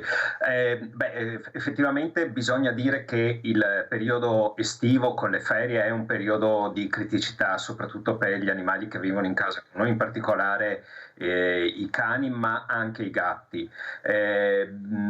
Gli abbandoni in questo periodo tendono a crescere. Perché? Perché le persone non trovano dove andare in ferie portando il proprio animale con sé. Bisogna dire che però c'è ancora una mancanza di conoscenza abbastanza diffusa tra i cittadini, perché bisogna anche tenere in considerazione il fatto che molte strutture alberghiere si sono oramai dotate di camere disponibili per le persone accompagnate dai propri compagni a quattro zampe, ma non solo questo, anche il fatto che nelle riviere, sulle riviere del mare molte spiagge sono oramai attrezzate per dare ospitalità anche alle persone che portano con sé il proprio cane. Quindi da questo punto di vista bisogna anche prendere atto che effettivamente l'offerta turistica è cresciuta e quindi diminuiscono le giustificazioni nei confronti delle persone che abbandonano il proprio animale, anche se giustificazioni in questo caso è improprio parlare, però quelle che le persone come dire, adottano a propria discolpa, diciamo così, quindi dicono sostanzialmente non ho trovato un posto dove andare con il mio cane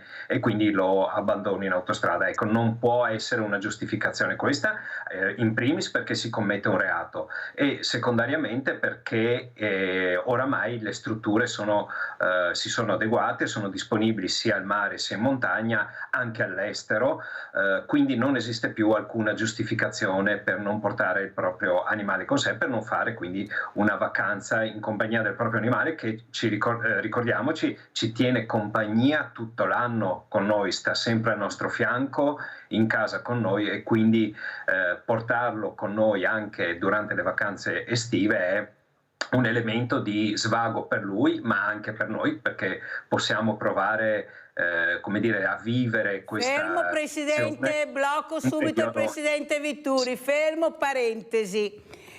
Forse delle volte questo cane preferisce essere abbandonato che non fare le ferie che vuole fare il suo titolare, il suo padrone, che pretende di far fare a questo animale meraviglioso che è proprio l'amico quello che lui ha voglia di fare, stare 10-12 ore in spiaggia, dico così, tanto per far capire, tirare 100, 200, 300 volte questo maledetto bastoncino, palla, perché così il proprietario si diverte, perché si annoia a stare sotto l'ombrellone, e questo cane che non ce la fa più, che dice basta, che non vuole fare il bagno, ma lo costringono a fare il bagno. Ma queste persone qua, scusa Presidente, non dovrebbero essere sanzionate. Ma com'è possibile che io veda sotto l'ombrellone, sotto il sole, sulla questa sabbia caldissima, questo animale che non sa più come proteggersi, ma tanto lui è abituato? Perché io glielo chiedo, poi scusi signora, ma no, ma è abituato, non si preoccupi, non c'è nessun problema. Come non c'è nessun problema? Me lo trovo sotto il mio sdraio, signora, ci sarà qualche problema se viene sotto il mio sdraio e non viene con lei? No, ma perché lei è simpatica, no, lei mi è antipatica e la pregherei, no, perché io non sto mica zitta, Vitturi, lei mi è molto antipatica e la pregherei di portare questo cane all'ombra. Ma perché non ci sanzionano queste persone? Ma queste fanno del male. Questo è come mettere il cane in prigione alla graticola, quando non tutti, perché ce ne sono di bravissimi e devo lanciare veramente, ecco, spiagge attrezzate come dice lei, dove questi amano veramente. Ma io voglio colpire gli altri, Vitturi, perché io non ne posso più di vedere queste scene. Troviamo persone che arrivano col cane morto perché gli fanno fare chilometri sotto il sole, non hanno una bottiglia, non hanno niente. Guardate che è vero quello che vi racconto. Prego, Vitturi. Sì, Mirella ha perfettamente ragione. Purtroppo ci sono tanti casi e ne veniamo a conoscenza anche come associazione di veri e propri maltrattamenti. Come diceva lei, questi sono atteggiamenti da sanzionare perché configurano un reato sanzionato dal codice penale, appunto il maltrattamento di animale. Questo è, come dire, dovuto a una interpretazione del nostro rapporto con il nostro compagno di vita, nel caso specifico un cane, solamente visto come un piacere nostro personale, senza tenere conto alcuno delle esigenze di quell'animale. Quindi quell'animale diventa un suppellettile, un qualcosa che gratifica la nostra vita, ma del quale noi non ci curiamo, non teniamo conto di quelle che sono le sue esigenze. E gli esempi che faceva lei, Mirella, sono perfettamente calzanti, cioè portare un cane, lasciarlo al sole per ore e ore, o addirittura lanciargli il legno, la pallina sotto il sole cocente, vuol dire non tenere in considerazione le esigenze di quel cane, ma solo il proprio passatempo. Ma neppure il bagno, perché fa male, vengono fuori dei dermatiti, dopo poveretti non ne possono più di questi bagni salati, ma lo dobbiamo dire, Presidente, perché guardate che fra poco rivedremo le stesse cose che abbiamo visto l'anno scorso e anni fa, perché questi non cambiano se qualcuno non li sanziona. Allora, Presidente, andremo anche da Marco Caraman per far capire l'importanza e il rispetto. Parliamo di bambini che amano gli animali, tutti in generale. Il bambino difficilmente ha paura dell'animale, ecco, è un po' timoroso, ma la paura è un'altra cosa, perché lo vede come un amico. Questi animali che sono entrate anche nelle strutture ospedaliere, perché i direttori generali, specialmente il nostro, che saluto e ringrazio, il dottor Francesco Benazzi, ha capito l'importanza per bambini seriamente ammalati di avere vicino questa figura, di accarezzarla, di vederla. Ecco, quanto importante è per queste figure, ecco, conoscere quello che è l'ambiente, la natura, gli spazi che dovrebbero avere, che voi grazie a queste strutture riuscite a darli a questi esserini abbandonati dal mondo, perché è così. Prego. È importantissimo. Noi in struttura abbiamo fatto più volte, quando abbiamo avuto l'occasione, pet therapy. Abbiamo bambini che con difficoltà a comunicare, diciamo, nella maniera classica verbale, e che hanno anche difficoltà a interagire, e nel momento in cui sono entrati in contatto con il cagnolino, ovviamente addestrato per questo, i loro occhi si sono illuminati, si sono rilassati, non avevano più tremori, quindi è un qualcosa che veramente funziona ed è fondamentale. E ormai penso che sia abbastanza risaputo nelle famiglie che condividono la loro vita con un animale, che sia un cane o un gatto.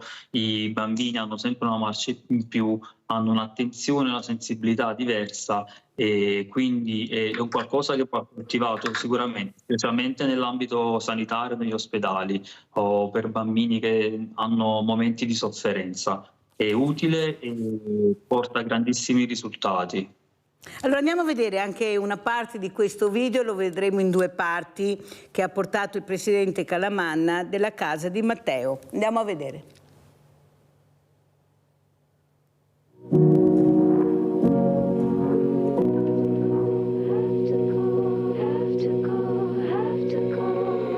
Noi crediamo tantissimo nella dimensione della casa, nel dare il senso di appartenenza a una famiglia. Non stare in un letto di ospedale dove la luce è accesa H24, già solo quello dà un senso di tempo anche al bambino, poter essere accarezzato, coccolato.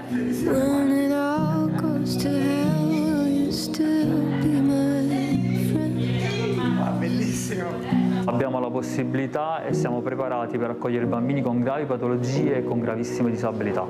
I bambini che possiamo ospitare sono 7.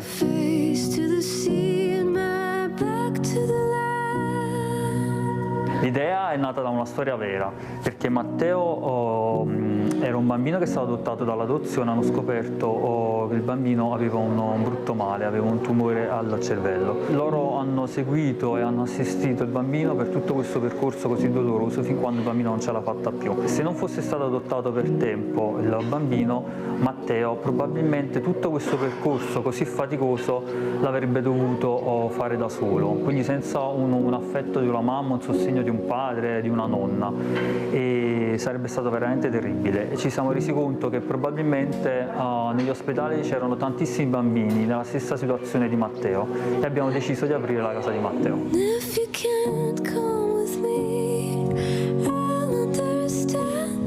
I bambini possono arrivare qui da noi o sotto segnalazione degli assistenti sociali, quindi tramite tribunale, oppure possono arrivare per scelta dei genitori anche, perché alcune volte ci sono delle condizioni così difficili da gestire da soli in casa, dove il genitore, anche quello più volenteroso, spesso non riesce, perché ci sono bambini che hanno bisogno di un'assistenza H24 e molte volte l'ASL non ti garantisce questa assistenza.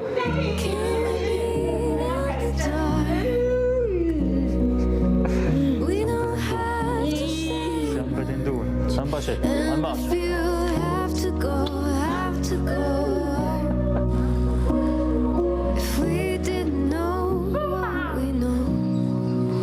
Quando si libera un posto qui da noi si può liberare solamente per 3 motivi: o perché il bambino è rientrato in famiglia e quindi i genitori hanno fatto un percorso di recupero delle responsabilità genitoriali. Quante volte?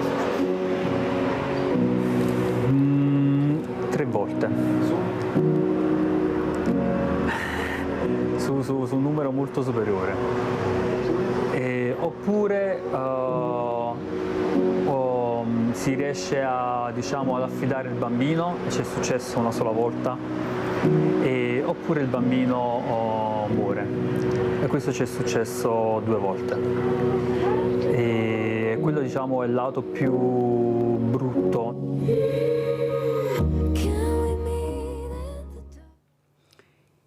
Caramanna, quello che vorrei che dicessi adesso, ci diamo del tu Caramanna, perché non riesco a darti del lei, perché siamo volontari alla fine, ma soprattutto far capire che nella casa di Matteo arrivano anche bambini dal nord.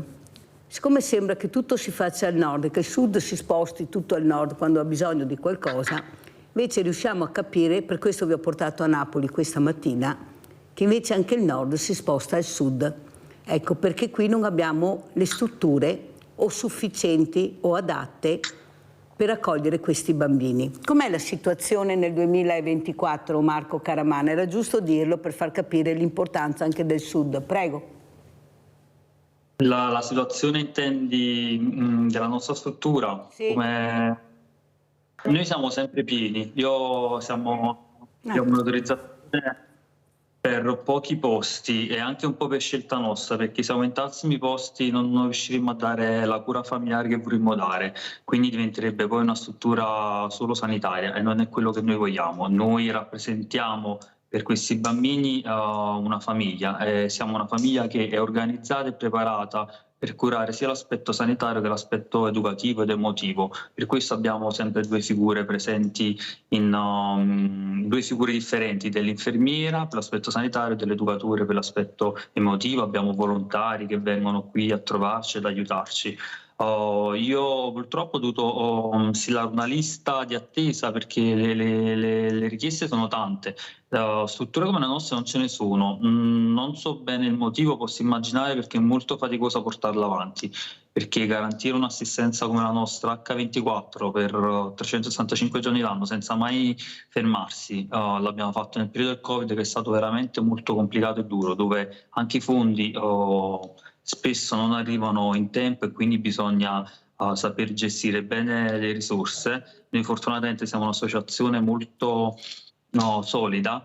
Capisco che per molti diventa difficile, se non impossibile, aprire una struttura tipo la nostra, e quindi le nostre richieste vengono veramente da tutta Italia. Al momento abbiamo accolto una...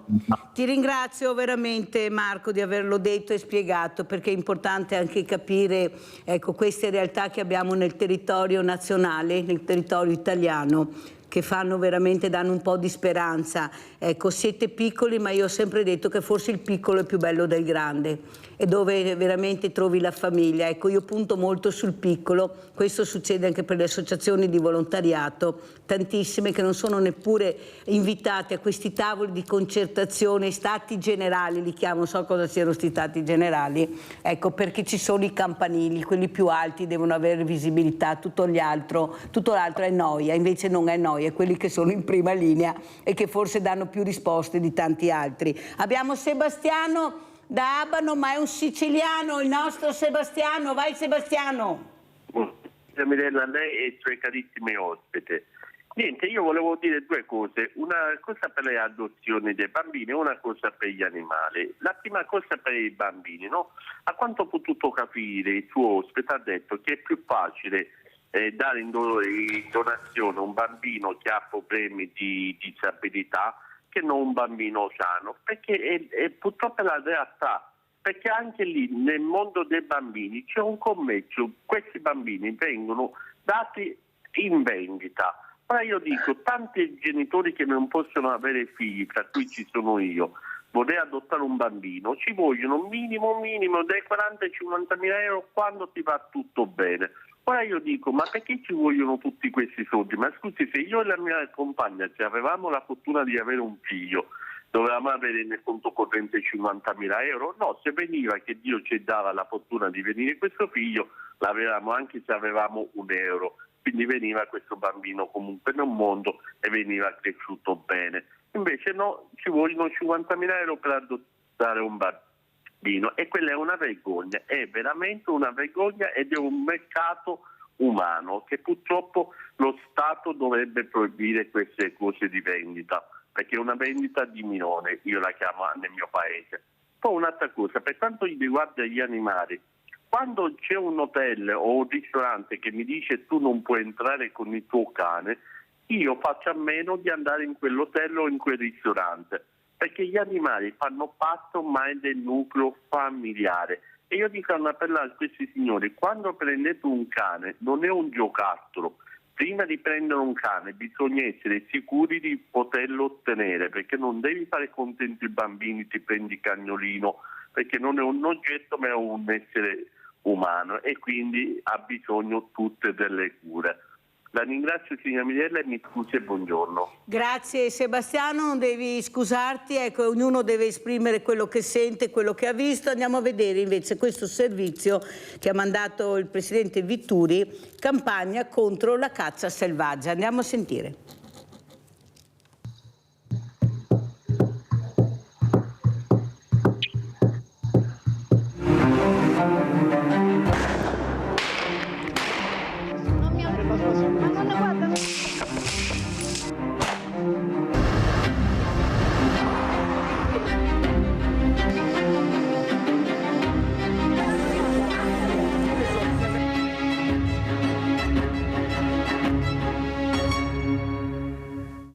Gli animali selvatici, tutta la fauna selvatica, non solo gli orsi, sono sotto attacco.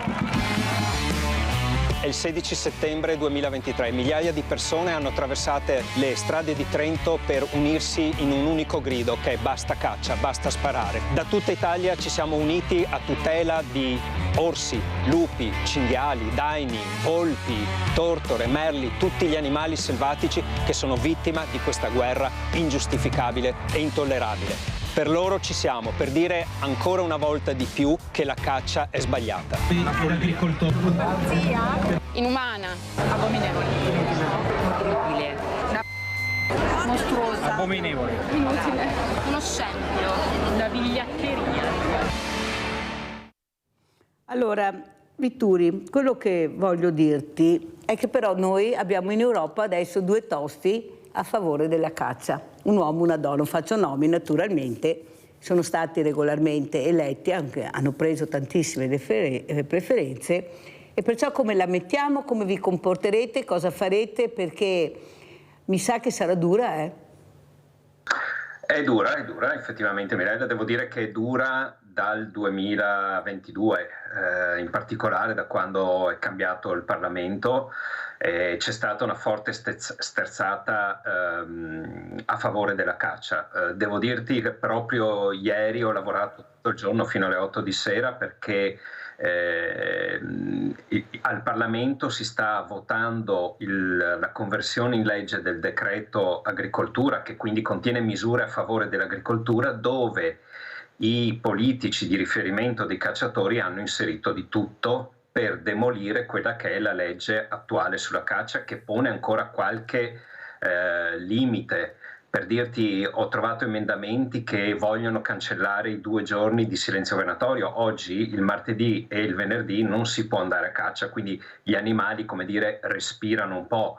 Ecco, vogliono togliere quei 2 giorni, vogliono incrementare il numero di specie cacciabili, vogliono impedire alle associazioni di poter portare davanti altari calendari venatori che contengono delle illegalità. Quindi la situazione è drammatica e mi riallaccio al tuo incipit, e effettivamente con il nuovo Parlamento europeo e con i rappresentanti italiani che abbiamo mandato al Parlamento europeo, che sono anche rappresentanti soprattutto del mondo venatorio, la situazione non potrà che peggiorare in un contesto in cui è stato richiesto l'abbassamento del grado di tutela, la riduzione del grado di tutela del lupo per poter aprire la caccia nei confronti del lupo, in un contesto in cui abbiamo visto gli orsi in Trentino si sono risvegliati dal letargo e già sono sotto attacco, sostanzialmente perché le persone sono incapaci di rapportarsi con questo animale. Capiamo bene che il quadro è veramente pesante. Ovviamente noi come associazione questo non ci fa paura, anzi ci dà ancora più energia per contrastare tutti i favori che questo Parlamento nazionale sta facendo alla lobby venatoria, e tutto quello che arriverà dall'Europa nei prossimi anni lo fermeremo noi. Faremo la nostra parte con la nostra associazione all'interno di una coalizione europea della quale facciamo parte, che ha sede a Bruxelles e che riunisce tutte le associazioni ambientaliste e animaliste d'Europa. Quindi, come dire, non siamo soli e quindi per questo la nostra forza si unisce a quella di tante altre associazioni per contrastare questo attacco alla fauna selvatica. Però Massimo Vitturi, quello che io voglio dire, lo dico ormai spesso, che noi dobbiamo sapere cosa fanno questi parlamentari europei, che ho letto anche che stipendi prendono, una cosa da non credere, l'ho letto proprio per filo e per segno, e noi dobbiamo iniziare a fare nome e cognome nel momento che ci sono le commissioni, dove viene votato appunto quello che ha detto Vitturi, e cosa votano. Perché finché noi non sappiamo mai cosa fanno, perché io non ho ricordi che un europarlamentare sia venuto in trasmissione o in qualche trasmissione o in qualsiasi posto a dire quello che ha fatto nei 5 anni o quello che ha fatto nelle commissioni, cosa ha firmato. Perché l'unica cosa che sentiamo è che proprio questi europarlamentari se la prendono con l'Europa, dove ci sono anche loro e firmano anche loro. Allora è colpa dell'Europa e loro sono là e firmano. Allora io pregherei Vitturi invece di stare molto attento a queste persone, facendo i nomi e cognomi nel momento che firmeranno dei documenti molto importanti anche per il nostro paese e che noi dobbiamo assolutamente conoscere, perché sono stipendiati anche da noi. O sbaglio, Vitturi? No, non sbaglio affatto, Mirella, è proprio così, vengono stipendiati anche grazie alle nostre tasse. Diciamo che l'altro lato della medaglia, quindi voglio essere anche propositivo, è il fatto che grazie a una nostra campagna che si chiamava Vote for Animals a livello europeo, organizzata con la coalizione a cui accennavo prima, siamo riusciti a mandare numerosi parlamentari, 16 parlamentari italiani al Parlamento europeo, che hanno sottoscritto l'impegno, il programma della LAV per la tutela degli animali a livello europeo. Quindi è vero quello che dici, che molti parlamentari firmano, sottoscrivono atti che poi determinano l'uccisione, il massacro di tantissimi animali a livello europeo, ma avremo tanti europarlamentari che sono dalla parte degli animali, che quindi per conto nostro, e quando dico nostro intendo mio, tuo, di Mirella, di chi è anche dalla parte degli animali, controlleranno le attività che fanno quelli invece contro gli animali e ce lo racconteranno e rapporteranno a noi per sapere chi veramente si nasconde dietro una firma che poi comunque apre alle stragi di animali. E noi dobbiamo capire e sapere i nomi e cognomi di queste persone, nel bene e nel male, i pro e i contro, poi decidiamo noi, ma dobbiamo saperli, perché noi siamo stanchi di non saper mai niente. Vai su Google, no, non vado su Google, io voglio che sei tu a dirmi cosa è passato questa settimana in commissione, cosa avete votato, visto che sono pagati fior di quattrini e che hanno di benefit che noi neanche ci sogniamo. Abbiamo Livio da Padova, vai Livio. Ciao Mirella, ciao. Un saluto al rappresentante come si dice, della Lega degli animali. Dunque, non si potrebbe indire un referendum per quello che riguarda l'Italia? Non dico sull'abolizione totale della caccia, perché questo sarebbe impossibile, ma su una limitazione, di questa strage che viene fatta nella caccia. Ecco, mi è venuto in mente questo particolare. Grazie. Grazie al nostro Livio, che poi risponderemo, ma hanno già provato con questi referendum, ce li ricordiamo, vero? Ce li ricordiamo. Allora io invece vorrei andare anche da Marco Caramanna, questa casa di Matteo di Napoli. Perché la casa di Matteo di Napoli? Perché questo nome, così lo spieghiamo magari chi non lo sa. Come mai questo nome, Caramanna? Allora, la casa di Matteo è nata da una storia vera. Matteo è stato un bambino di una coppia di amici nostri che è stato adottato e da un anno dall'adozione hanno scoperto che il bambino aveva un cancro e quindi da lì poi hanno iniziato tutto un percorso molto doloroso fin quando il bambino ha smesso di lottare e non ce l'ha fatta più. E in quell'occasione, vivendola di riflesso, abbiamo capito che se non fosse stato adottato prima, non fosse stato adottato per tempo, il bambino tutto questo percorso così doloroso che nessun bambino dovrebbe affrontare avrebbe fatto da solo, quindi senza il sostegno di una mamma e di un papà. E quindi abbiamo deciso insieme appunto ai genitori di Matteo, Luigi e Rosa di aprire questa struttura che potesse accogliere bambini che avessero patologie, tumori o disabilità gravi, e quindi è stata chiamata in ricordo di Matteo la casa di Matteo, che poi il bambino che sta anzi da quest'altro lato alle mie spalle era lui e Matteo.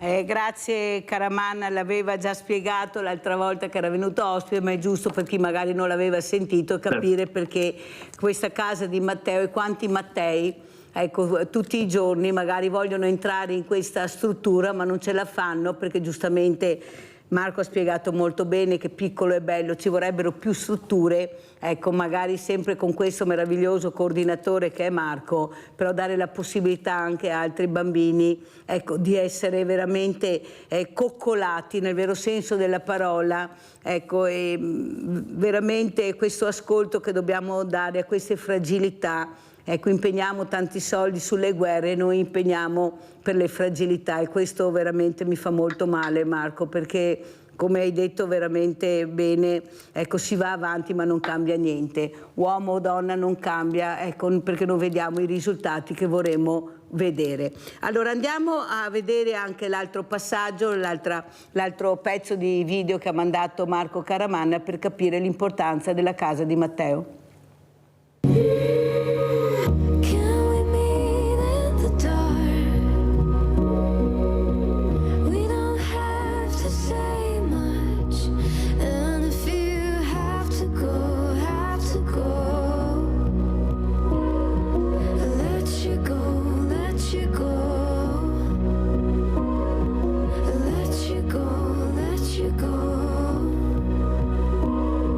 If we didn't know what we know.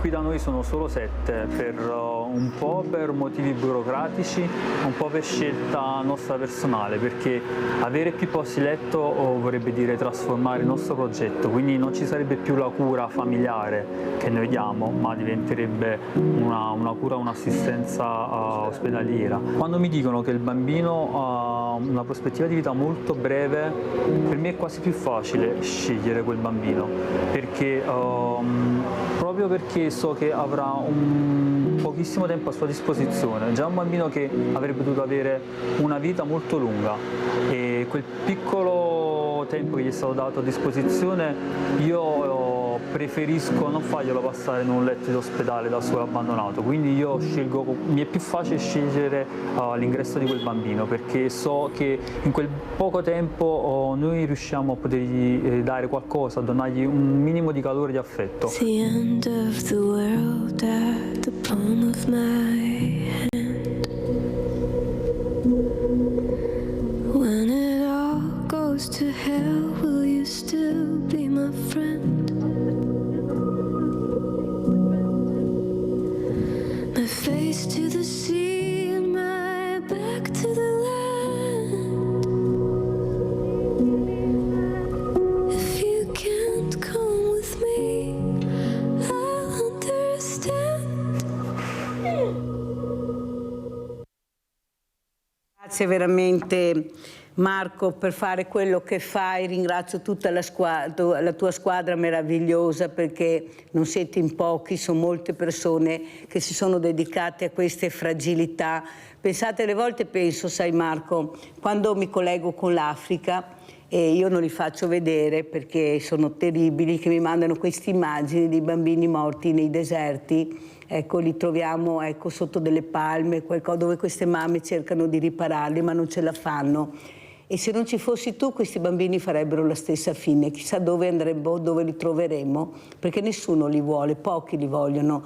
Qui da noi, lo dico anche, c'è il Ciccio Bello, occhi azzurri, biondo, ecco, anche messo, sano. Ecco, invece noi dobbiamo capire che anche là dobbiamo cambiare la mentalità dell'adozione, dobbiamo fare come Marco, avvicinarci di più alle fragilità, a quelli che veramente hanno poco tempo oppure non sanno neppure dove sono e chi sono, e dare loro un senso alla loro vita. Non possiamo veramente dimenticarci questo lato umano che ognuno di noi ha. Non guardare il colore della pelle, ma guardare il bambino. Ecco, questi organi che spariscono, Marco, nessuno ne parla. Ecco, e questo è molto grave, a mio avviso, non si sa tutti questi bambini morti dove vanno a finire, questo commercio di organi che nessuno ne parla, perché anche là c'è un business enorme, però bisognerà pure iniziare a parlare di queste creature che non hanno nessuna colpa, solo di essere nati nel momento sbagliato e nel posto sbagliato. Questa purtroppo è la verità.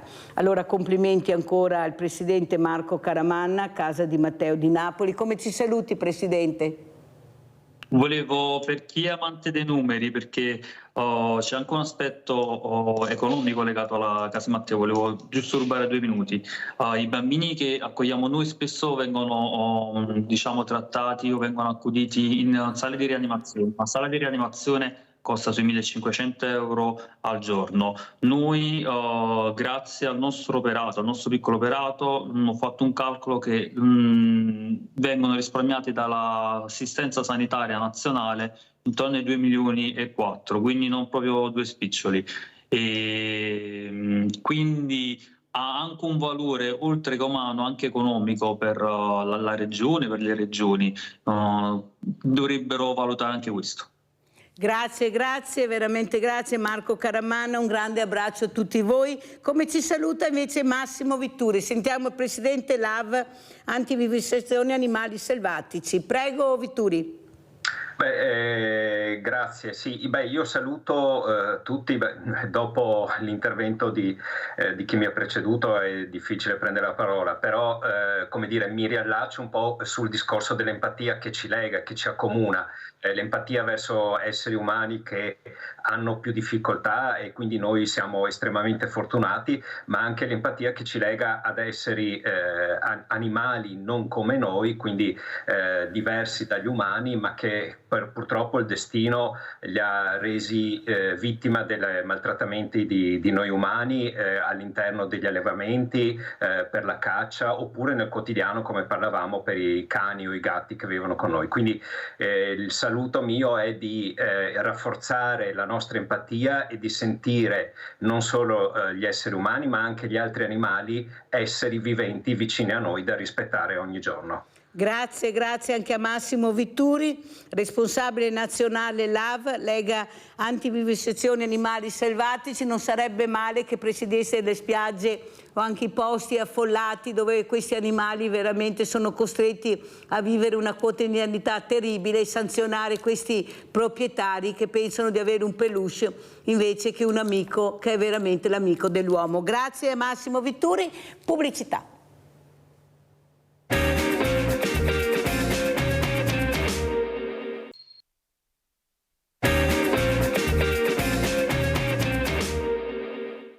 Spazi verdi, giardini, piccoli scrigni di natura e botanica con alberi e fiori, angoli sorprendenti nascosti dietro le facciate di storici palazzi dentro le mura di Treviso.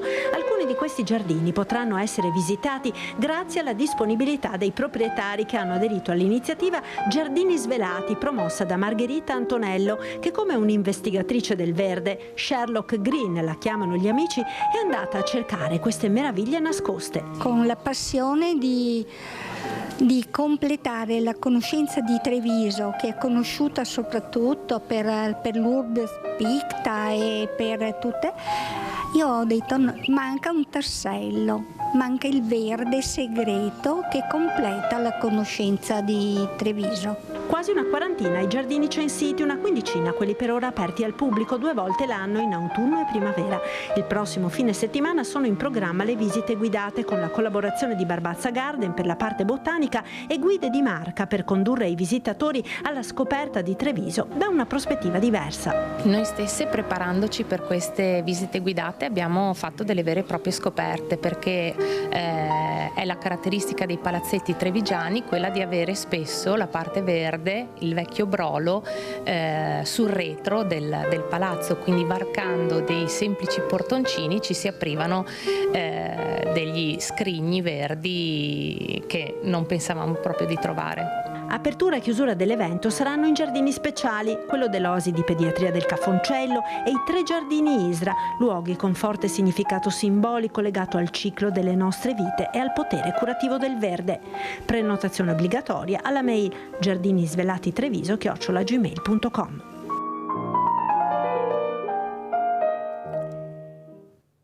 E saluto altre passioni. Abbiamo visto questa passione meravigliosa dei giardini all'interno dei centri storici, anche giardini privati che queste donne sono riuscite a aprire, che ve le presento subito.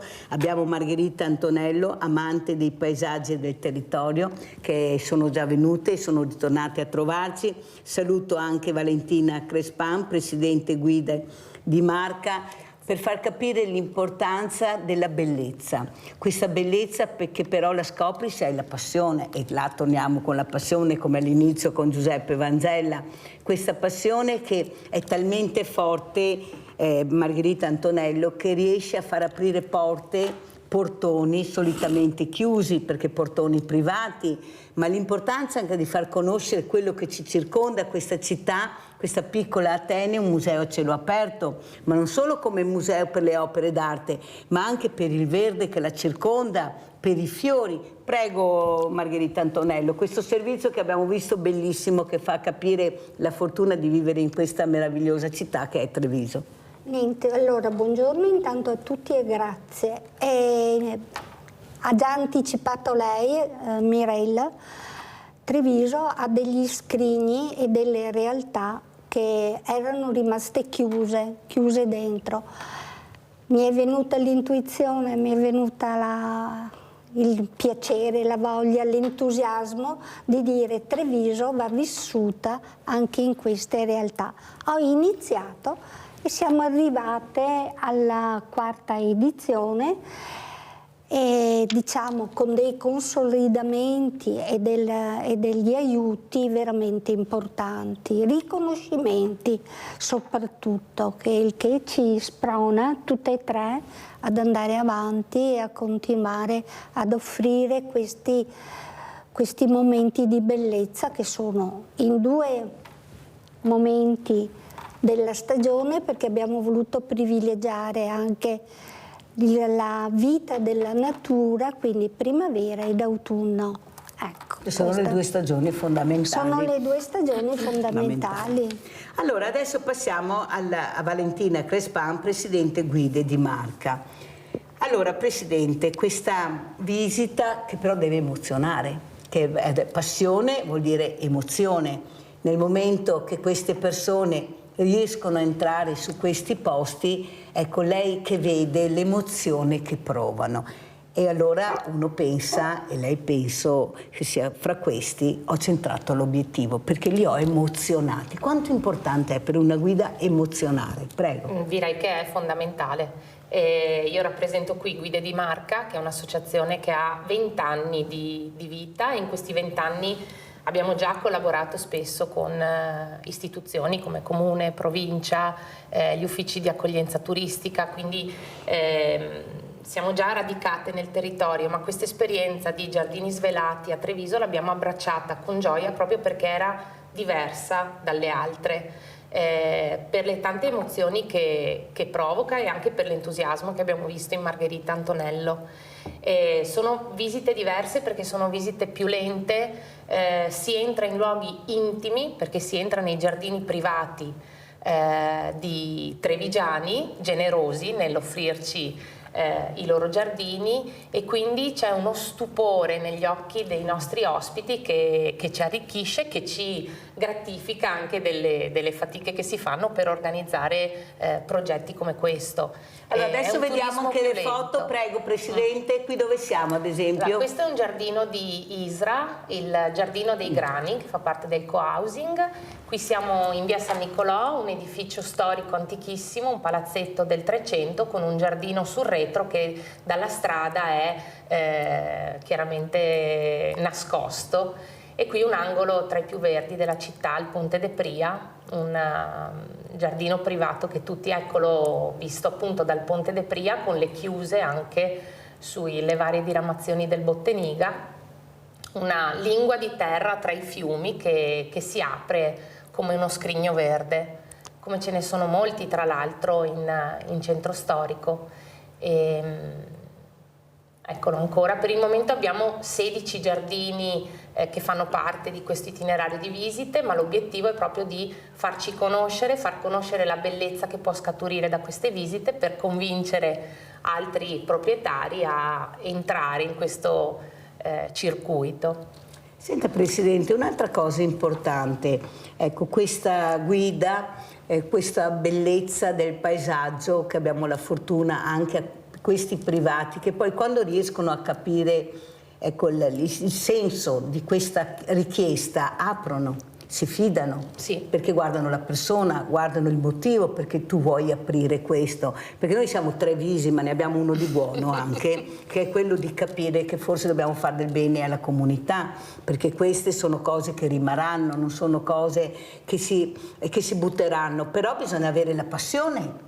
E questi proprietari ce l'hanno, perché sennò non creerebbero queste cose.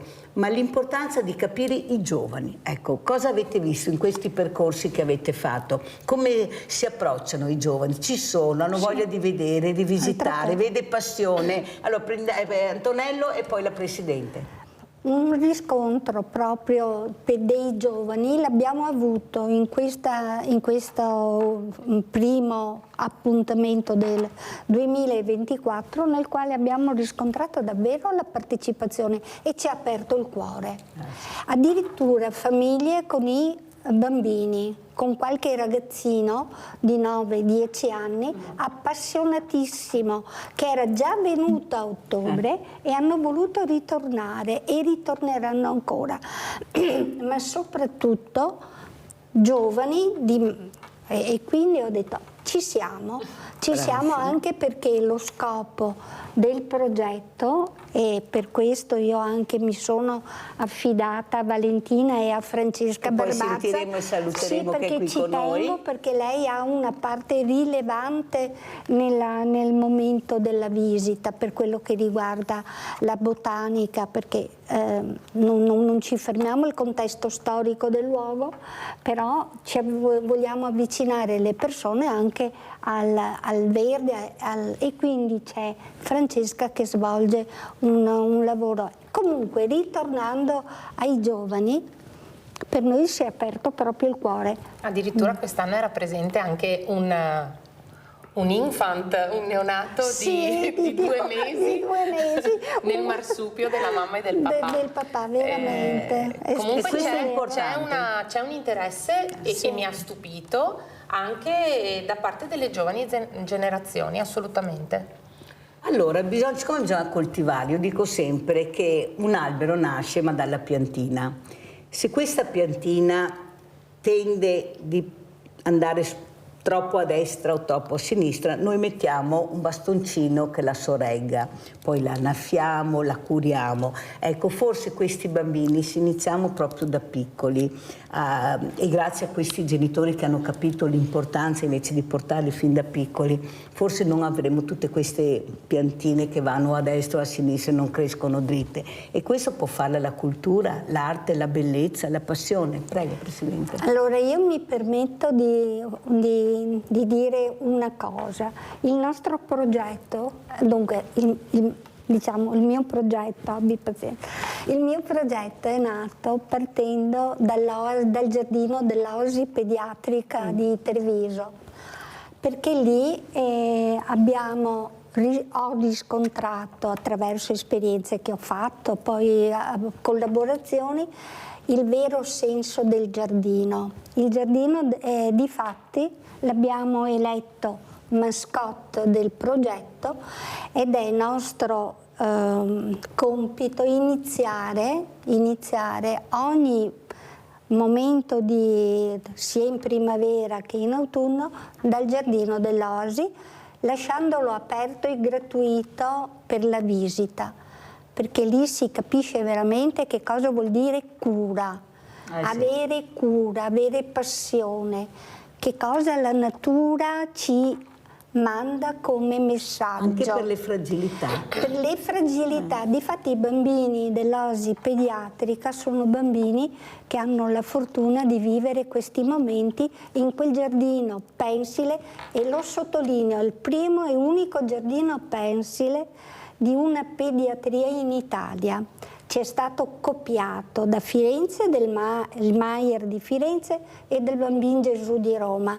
Quindi dico, Treviso, viva Treviso. E viva il direttore generale che ha capito, Benazzi, che ho detto anche prima, per capire quanto è importante portare l'arte. Non ci piove. L'arte, la passione, lui porta gli animali, porta la pittura, la musica all'interno di queste stanze di ospedale che sarebbero molto cupe e brutte se non ci fossero queste realtà. Presidente, un'altra cosa che volevo chiederle, Crespan, è l'importanza di continuare, però bisogna che anche l'amministrazione aiuti questa amministrazione che col sindaco di Treviso Mario Conte, io penso che stia cercando di dare anche un là positivo, ad esempio le fognature, adesso parlo di questo perché nessuno l'aveva mai fatto. E invece noi siamo uno dei centri storici più belli, io lo sento dai tassisti quando li invito, che rimangono a bocca aperta i turisti quando vedono la piccola Atene, che non conoscevano,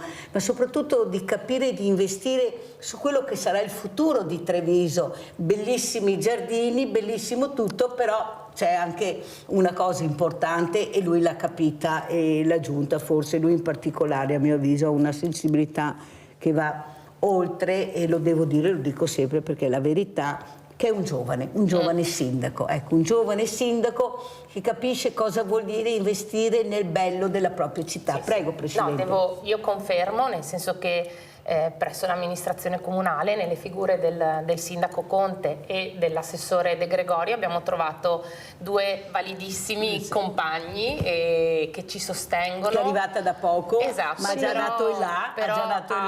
Ha da subito abbracciato e condiviso il nostro entusiasmo in questo progetto, quindi sono fondamentali anche per continuare. Le visite guidate, i giardini svelati a Treviso godono del patrocinio del comune. Guardiamo anche questo libretto allora che voi avete fatto. Cosa volete dire su questo? Con questo libretto io devo correre purtroppo, questo Presidente.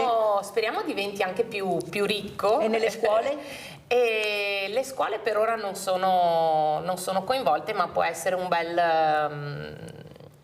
bel obiettivo per il nostro futuro, assolutamente. Allora, io volevo invece, vi ho anche invitato, se riusciamo a farlo non lo so, ma tanto io chiedo, per chiedere si può, di incontrare le fragilità con la vostra bellezza. Io questa mattina, in questo momento, sono agli orti sociali del Parco dello Storga, dove stanno seminando i fagioli, stanno seminando le piantine, in mezzo a queste rose che sono nate spontaneamente, a questi fiori meravigliosi, le orchidee selvatiche, che purtroppo qualcuno non si rende conto di quello che fa e nel momento che fioriscono sfalcia, perché l'erba alta è brutta, mentre per me l'erba alta è bella, è bellissima, e non riusciamo neanche a capire perché si deve tagliare continuamente questa erba, che poi spuntano questi fiori meravigliosi, di aiutare queste fragilità a conoscere la bellezza anche delle piante, dei fiori. Pensi, Antonello, che la scorsa settimana una ragazzina ha accarezzato i fiori. Guardavamo cosa faceva, si è allontanata dall'educatrice e con la manina accarezzava i fiori. E in quel momento, secondo me, siamo riusciti a trasmettere l'emozione a questa bambina con i fiori.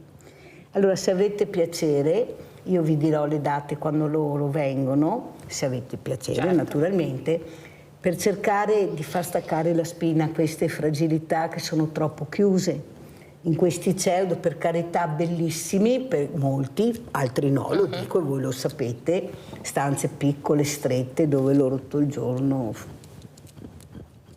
invece hanno bisogno di vedere la natura, di accarezzarla, brava, il contatto umano diverso. E forse riusciremo ad avere meno fragilità, a vederli e a chiamarli per nome e cognome e non chiamarli disabili. Io odio questa parola perché forse i disabili siamo noi, che non siamo capaci di guardare con occhi diversi, come invece fa la natura. La natura esplode, non gliene frega niente, e lei riesce ad appropriarsi degli spazi incredibili e ci regala delle meraviglie che noi non riusciamo ad apprezzare. Cosa dice, Presidente? Trovo che sia un arricchimento non solo per questi ragazzi ma anche per noi, cioè qualsiasi momento in cui ci sia una condivisione di emozioni, di bellezza è un arricchimento, quindi ben volentieri. Ecco, far diventare questo luogo da loro frequentato, dove abbiamo fatto anche gli orti Obama, che sono gli orti a base mano, in maniera che anche quelli in sedia a rotelle possono seminare, raccogliere. Ecco, un vostro tocco, questo tocco di eleganza anche, questo tocco con una certa sensibilità, perché c'è la passione e loro devono imparare cos'è la passione, cos'è la bellezza, mettere assieme la bellezza. Io penso che sia un modo anche per farli sentire veramente persone, ecco, e questo è molto importante. Prego. Io lascerei un attimo il posto a Francesca Barbazza, perché desidero che la vedano. È microfonata, Francesca? Allora venga, che la microfoniamo. Ecco. Intanto guardiamo altre. Perché Francesca con Barbazza mi hanno aiutato per 3 anni in un progetto nel 2010 in pediatria, quindi io sono legata. Allora, ecco, siamo anche giusti, ecco. Francesca, grazie. Allora, grazie. Lei si siede là e arriva la Francesca Barbazzi. Intanto vediamo questi fiori, queste figure. Presidente, qui cosa stiamo vedendo, ad esempio? Qui siamo in un giardino sul retro della chiesa di Santa Margherita. Sì, un giardino dove esiste ancora una siepe di bosso, come erano i giardini all'italiana di una volta. Questo è di nuovo il giardino dei grani. E ricordiamo anche per noi importante la collaborazione, la presenza di ISRA, che ci apre i giardini delle residenze, perché il verde è importante per i bambini in ospedale, ma è importante anche per i nostri anziani. Questo chiostro meraviglioso che hanno dietro il co-housing. Sì. Allora saluto anche un'altra ospite, oltre a Francesca Barbazza, esperta di botanica, saluto anche da Milano l'architetto Natascia Calandrino, designer di innovazione. Buongiorno architetto. Buongiorno a lei. Io spero che venga a Treviso a visitare queste meraviglie che grazie a queste donne, questa passione sono riuscite a farci vedere, riuscendo ad aprire questi portoni anche privati di queste famiglie che invece, ecco, per me sono veramente delle persone molto colte che hanno capito l'importanza anche della natura. Cos'è per lei, architetto, ecco, l'innovazione soprattutto nell'ambiente? Ecco, queste case green, questi giardini green, però costano anche, invece io sono convinta che se abbiniamo la passione forse riusciremo a fare qualcosa in più anche su un semplice terrazzo o anche un salotto. Prego architetto. Buongiorno a tutti intanto. Ma guardi, la storia insegna che se noi ci prendiamo cura di un luogo, questo luogo nel tempo diventa anche economicamente prospero. C'è un bellissimo libro di Jared Diamond, un antropologo, che spiega molto bene, per esempio, quello che è successo in un'isola unica che si chiama Hispaniola, dove da un lato c'è Haiti che purtroppo ha trascurato il territorio e dall'altra parte invece c'è Santo Domingo che il territorio lo ha curato, e ad oggi sembrano due isole diverse dove c'è una ricchezza a Santo Domingo e una grossa povertà ad Haiti. Quindi il prendersi cura dell'ambiente alla fine significa prendersi cura di noi stessi sostanzialmente. Noi siamo tutt'uno con l'ambiente che ci circonda. Facciamo questa strana divisione culturale nel racconto come se non appartenessimo all'ambiente e non fossimo tutt'uno. Quindi trovo pregevole queste iniziative e peraltro in effetti quando si parla di design di innovazione noi abbiamo appena presentato un dispositivo che serve proprio per le persone più fragili, visto che parlavate di ospedali e di fragilità, perché il benessere passa anche dalla salute innanzitutto, quindi dall'ambiente e dalla salute, e questo dispositivo serve in realtà per detergersi in condizioni di ridotte capacità motorie, perché sappiamo che il problema poi dell'igiene personale quando si è anziani, magari si viene movimentati negli ospedali o nelle cliniche, sono momenti in cui si è un po' fragili, si è soggetti a rotture o anche magari anche non a trattamenti ideali nelle RSA, in alcune RSA, poi altre sono bravissime, però anche una questione di dignità, essere messi in una doccia o in una vasca, piuttosto che invece avere la possibilità di detergersi in autonomia, e cambia molto, cambia la prospettiva psicologica e anche una questione sociale. Essere puliti non è solo una questione di salute personale, è anche una questione di rispetto di noi stessi. Ecco, noi e l'ambiente siamo un'unica cosa, quindi prendersi cura dei più fragili è fondamentale. Questo dispositivo che si chiama Work Brush, peraltro risparmia. Eccolo qui, lo vediamo?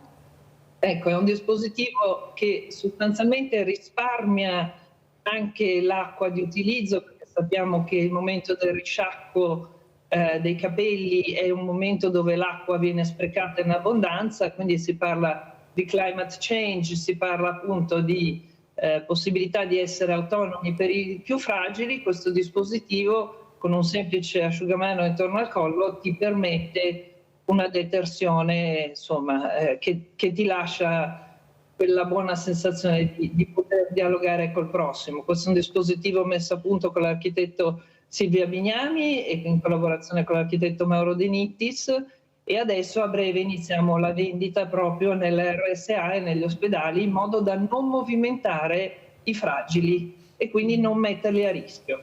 La ringrazio anche di aver spiegato molto bene anche l'importanza della tecnologia, ma la tecnologia funziona se funziona la ricerca, siamo sempre là e dobbiamo investire nella ricerca. Questo è il messaggio che io vorrei dare anche ai governi, perché ne abbiamo veramente bisogno, perché poi abbiamo queste eccellenze che riescono a creare delle cose meravigliose, utili per la comunità e le fragilità. Allora passiamo invece a Francesca Barbazza, che veramente con la sua passione, la passione per la botanica, diciamo, ha cercato di dare anche lei una svolta a questi giardini svelati a Treviso, a supportare sia Antonello, sia Margherita Antonello che Valentina Crespà in questo percorso importante.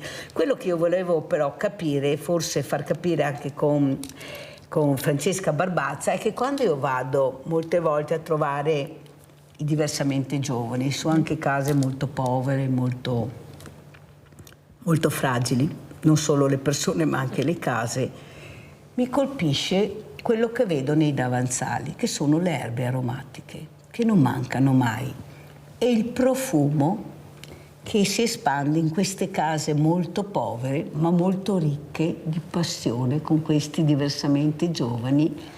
Io chiedo, ma perché tutte quelle piantine? E sa la risposta, Barbazza, sono la mia vita. Vuol dire che io riesco a uscire anche di casa se sono anche al terzo o quarto piano e non ho l'ascensore, mi profumano la casa, mi danno dei ricordi di quando era bambina. Ecco, questi sono i discorsi dei diversamente giovani, che spero siano tramandate anche ai giovani grazie a questi importanti percorsi. Prego Francesca, da dove la passione e quando? Beh, la passione è un po' anche ereditata diciamo, dalla famiglia, però si è coltivata anche nel tempo e nella quotidianità è anche appagante vedere, come dice lei, i diversamente giovani, ma anche, come dicevamo prima con Valentina, i giovani proprio, che negli ultimi anni stanno recuperando il contatto con il verde e quindi l'entusiasmo contagia, no? Noi diciamo professionisti contagiamo il lobbista e viceversa. È quello che abbiamo visto anche in questi giardini svelati, questi proprietari che così aprono le porte di casa, e ogni giardino è bello vedere come rappresenta il suo proprietario, no? Giardini un po' più selvaggi, giardini precisini, e quindi è veramente uno specchio poi di chi lo cura il giardino. Ecco, conoscere anche queste erbe selvatiche fin da piccolo, perché io vedo che molti genitori, invece magari di far capire, ad esempio lo dico anche dove era Alternativa Ambiente, dove un bambino ha chiesto al suo papà: guarda papà, le galline. E questo papà ha guardato e ha detto: ma non so mica se sono galline. No, non erano galline, di sicuro erano dei galli, dei galletti. Per cui questo papà non sapeva neanche riconoscere una gallina dal gallo e dal galletto. E ho detto: povero bambino, tra di me e che papà ti ritrovi questo. E poi quando è entrato a fare la spesa su questa bottega molto bella che c'è, e ho visto cosa prendeva, e prendeva dei vasetti già confezionati. Eppure c'era una bellissima insalata, c'erano i pomodori. Eppure questo uomo era orientato sul vasetto di vetro, di plastica, di prendere queste cose. Io ho continuato a guardare sto bambino, invece gli occhi erano sulla frutta più che sulla verdura. Era attirato da certa frutta, che di sicuro il papà non gli ha neanche chiesto, e ha preso, come che non avesse il bambino con sé. Quanto importante invece è trasmettere la passione per i profumi, per i colori a questi bambini che diventeranno a sua volta, si spera, genitori, e che riescono a trasmettere quello che questo genitore di sicuro non si è neanche mai pensato. Forse non è neanche colpa sua, chissà come è cresciuto, però questa è la verità di questi bambini. Prego. È vero, assolutamente vero, e anche le scuole adesso vediamo che stanno un po' intervenendo su questo, facendo gli orti nel giardino, facendo coltivare i fiorellini sul balcone della classe. I bambini sono estremamente portati per il contatto con la natura, perché gli piace anche sporcarsi con la terra, ed è questo che a volte dà fastidio alle mamme. Bravissima. No? Lo diciamo, guai a sporcarti che rovinano la giornata al bambino.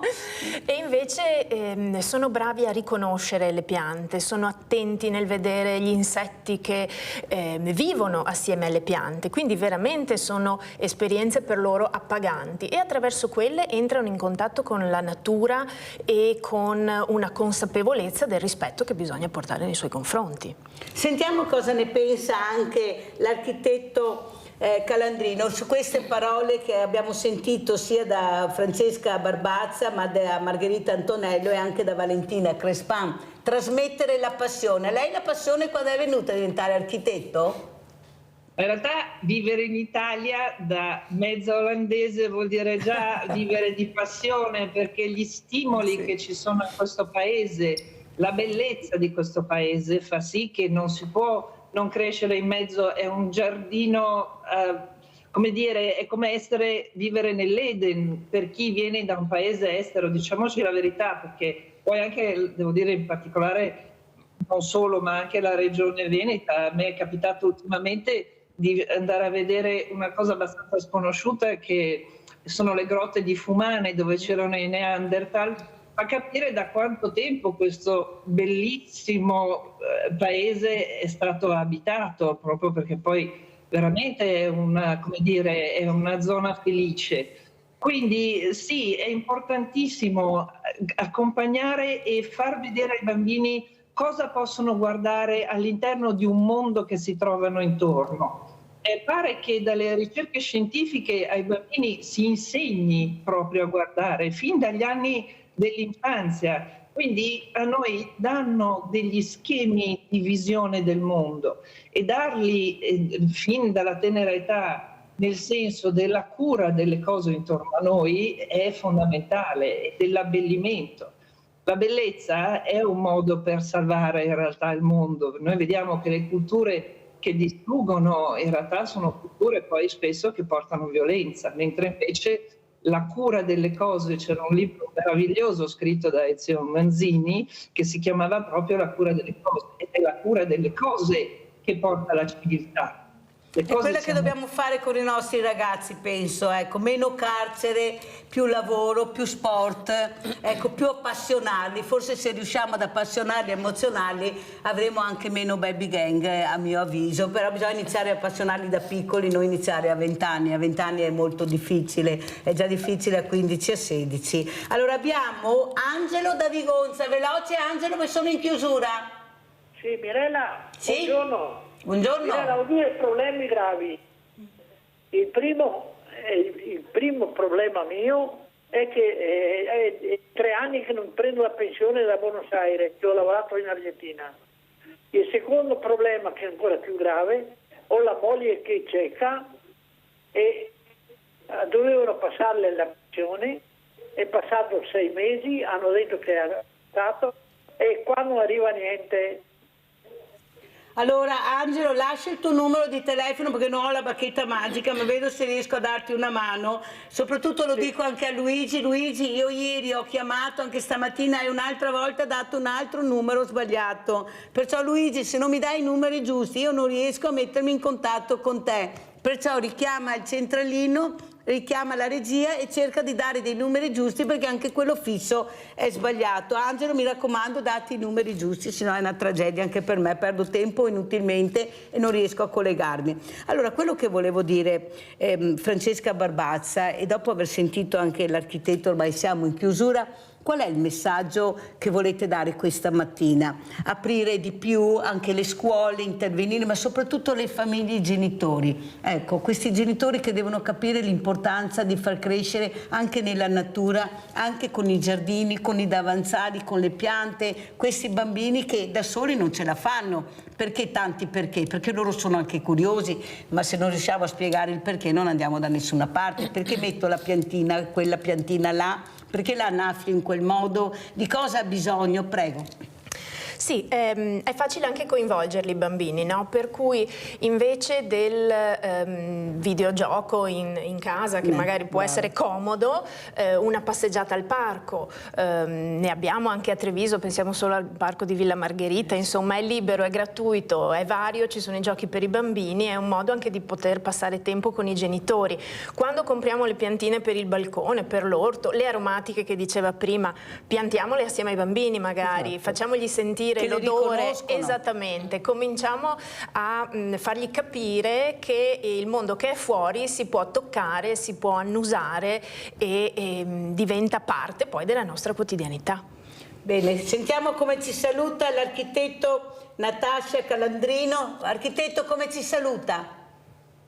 La saluto, intanto vi ringrazio di avermi ospitato e poi devo dire che sì, i bambini che crescono nella natura imparano a rispettare altri esseri viventi, perché piante e animali sono comunque esseri viventi e quando rispettiamo loro rispettiamo di più noi stessi, quindi rispettiamo più anche gli altri esseri umani. Quindi evviva essere tutt'uno con il creato.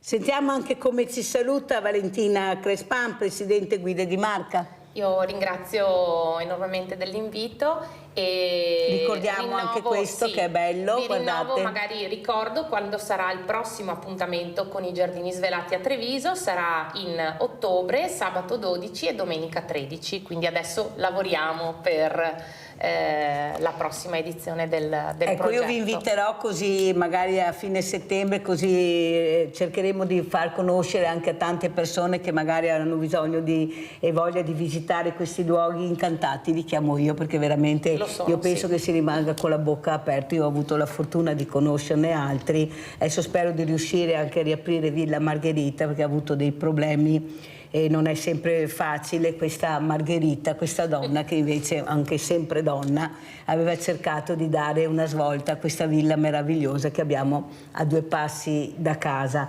E con queste parole io ringrazio tantissimo Francesca Barbazza, Margherita Antonello, Valentina Crespan e saluto anche l'architetto Natascia Calandrino per essere stata con noi, per far capire come la ricerca va avanti abbinata alla tecnologia, per aiutare anche le fragilità, per aiutare anche a capire l'importanza dell'acqua, ecco, che forse qualcuno se l'è dimenticato, perché sa, architetto, mi viene rabbia però, perché all'anziano diciamo di non bere il fiore perché si spreca l'acqua, però poi facciamo le vasche da bagno dei VIP, che sono delle piscine, poi non basta, facciamo anche la piscina sopra il tetto, però all'anziano diciamo non sprecare acqua, non prendere i gerani perché hanno bisogno di acqua. Grazie ai miei ospiti, adesso andiamo a pranzo con la posta di Mirella. Fagiolini con salsa di formaggi. Il gorgonzola. Il suo carattere deciso e inconfondibile si annuncia ancor prima che i sensi entrino in gioco. Quali le sue origini? È difficile da dirsi. Le leggende sono numerose, probabilmente per caso. Forse un contadino, o meglio un oste. Qualcuno trovò in cantina una partita di stracchino con qualche muffa e, preso alla sprovvista, decise di servirlo lo stesso ai clienti, già un po' allegri per il vino bevuto. Ingredienti per 4 persone: 500 grammi di fagiolini, 50 grammi di gorgonzola, 50 grammi di Emmental grattugiato, 50 grammi di fontina grattugiata, un vasetto di yogurt bianco, olio extravergine di oliva, sale.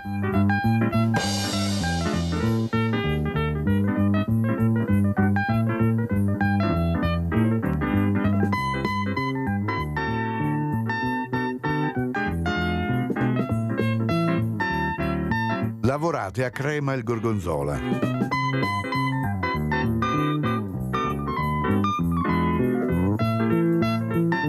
Incorporatevi lo yogurt.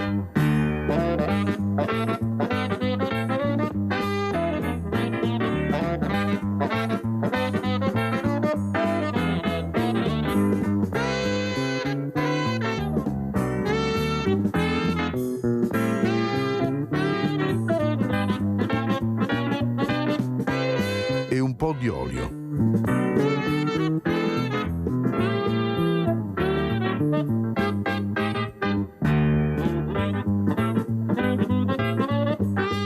Servite quindi l'Emmental.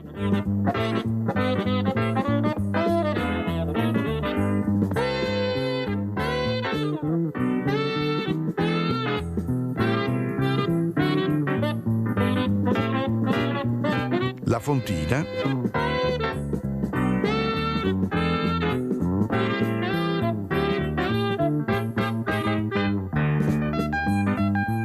E amalgamate.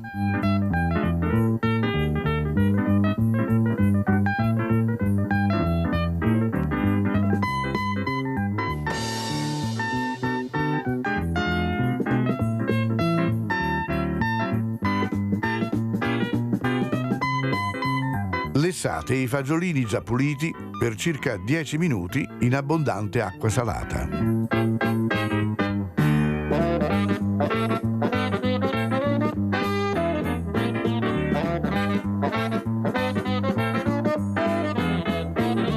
Scolateli.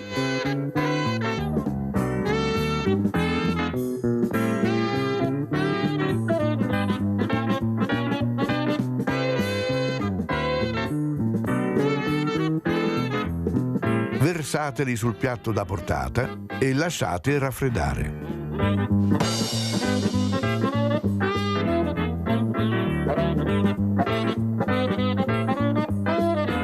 Condite i fagiolini con la salsa di formaggi.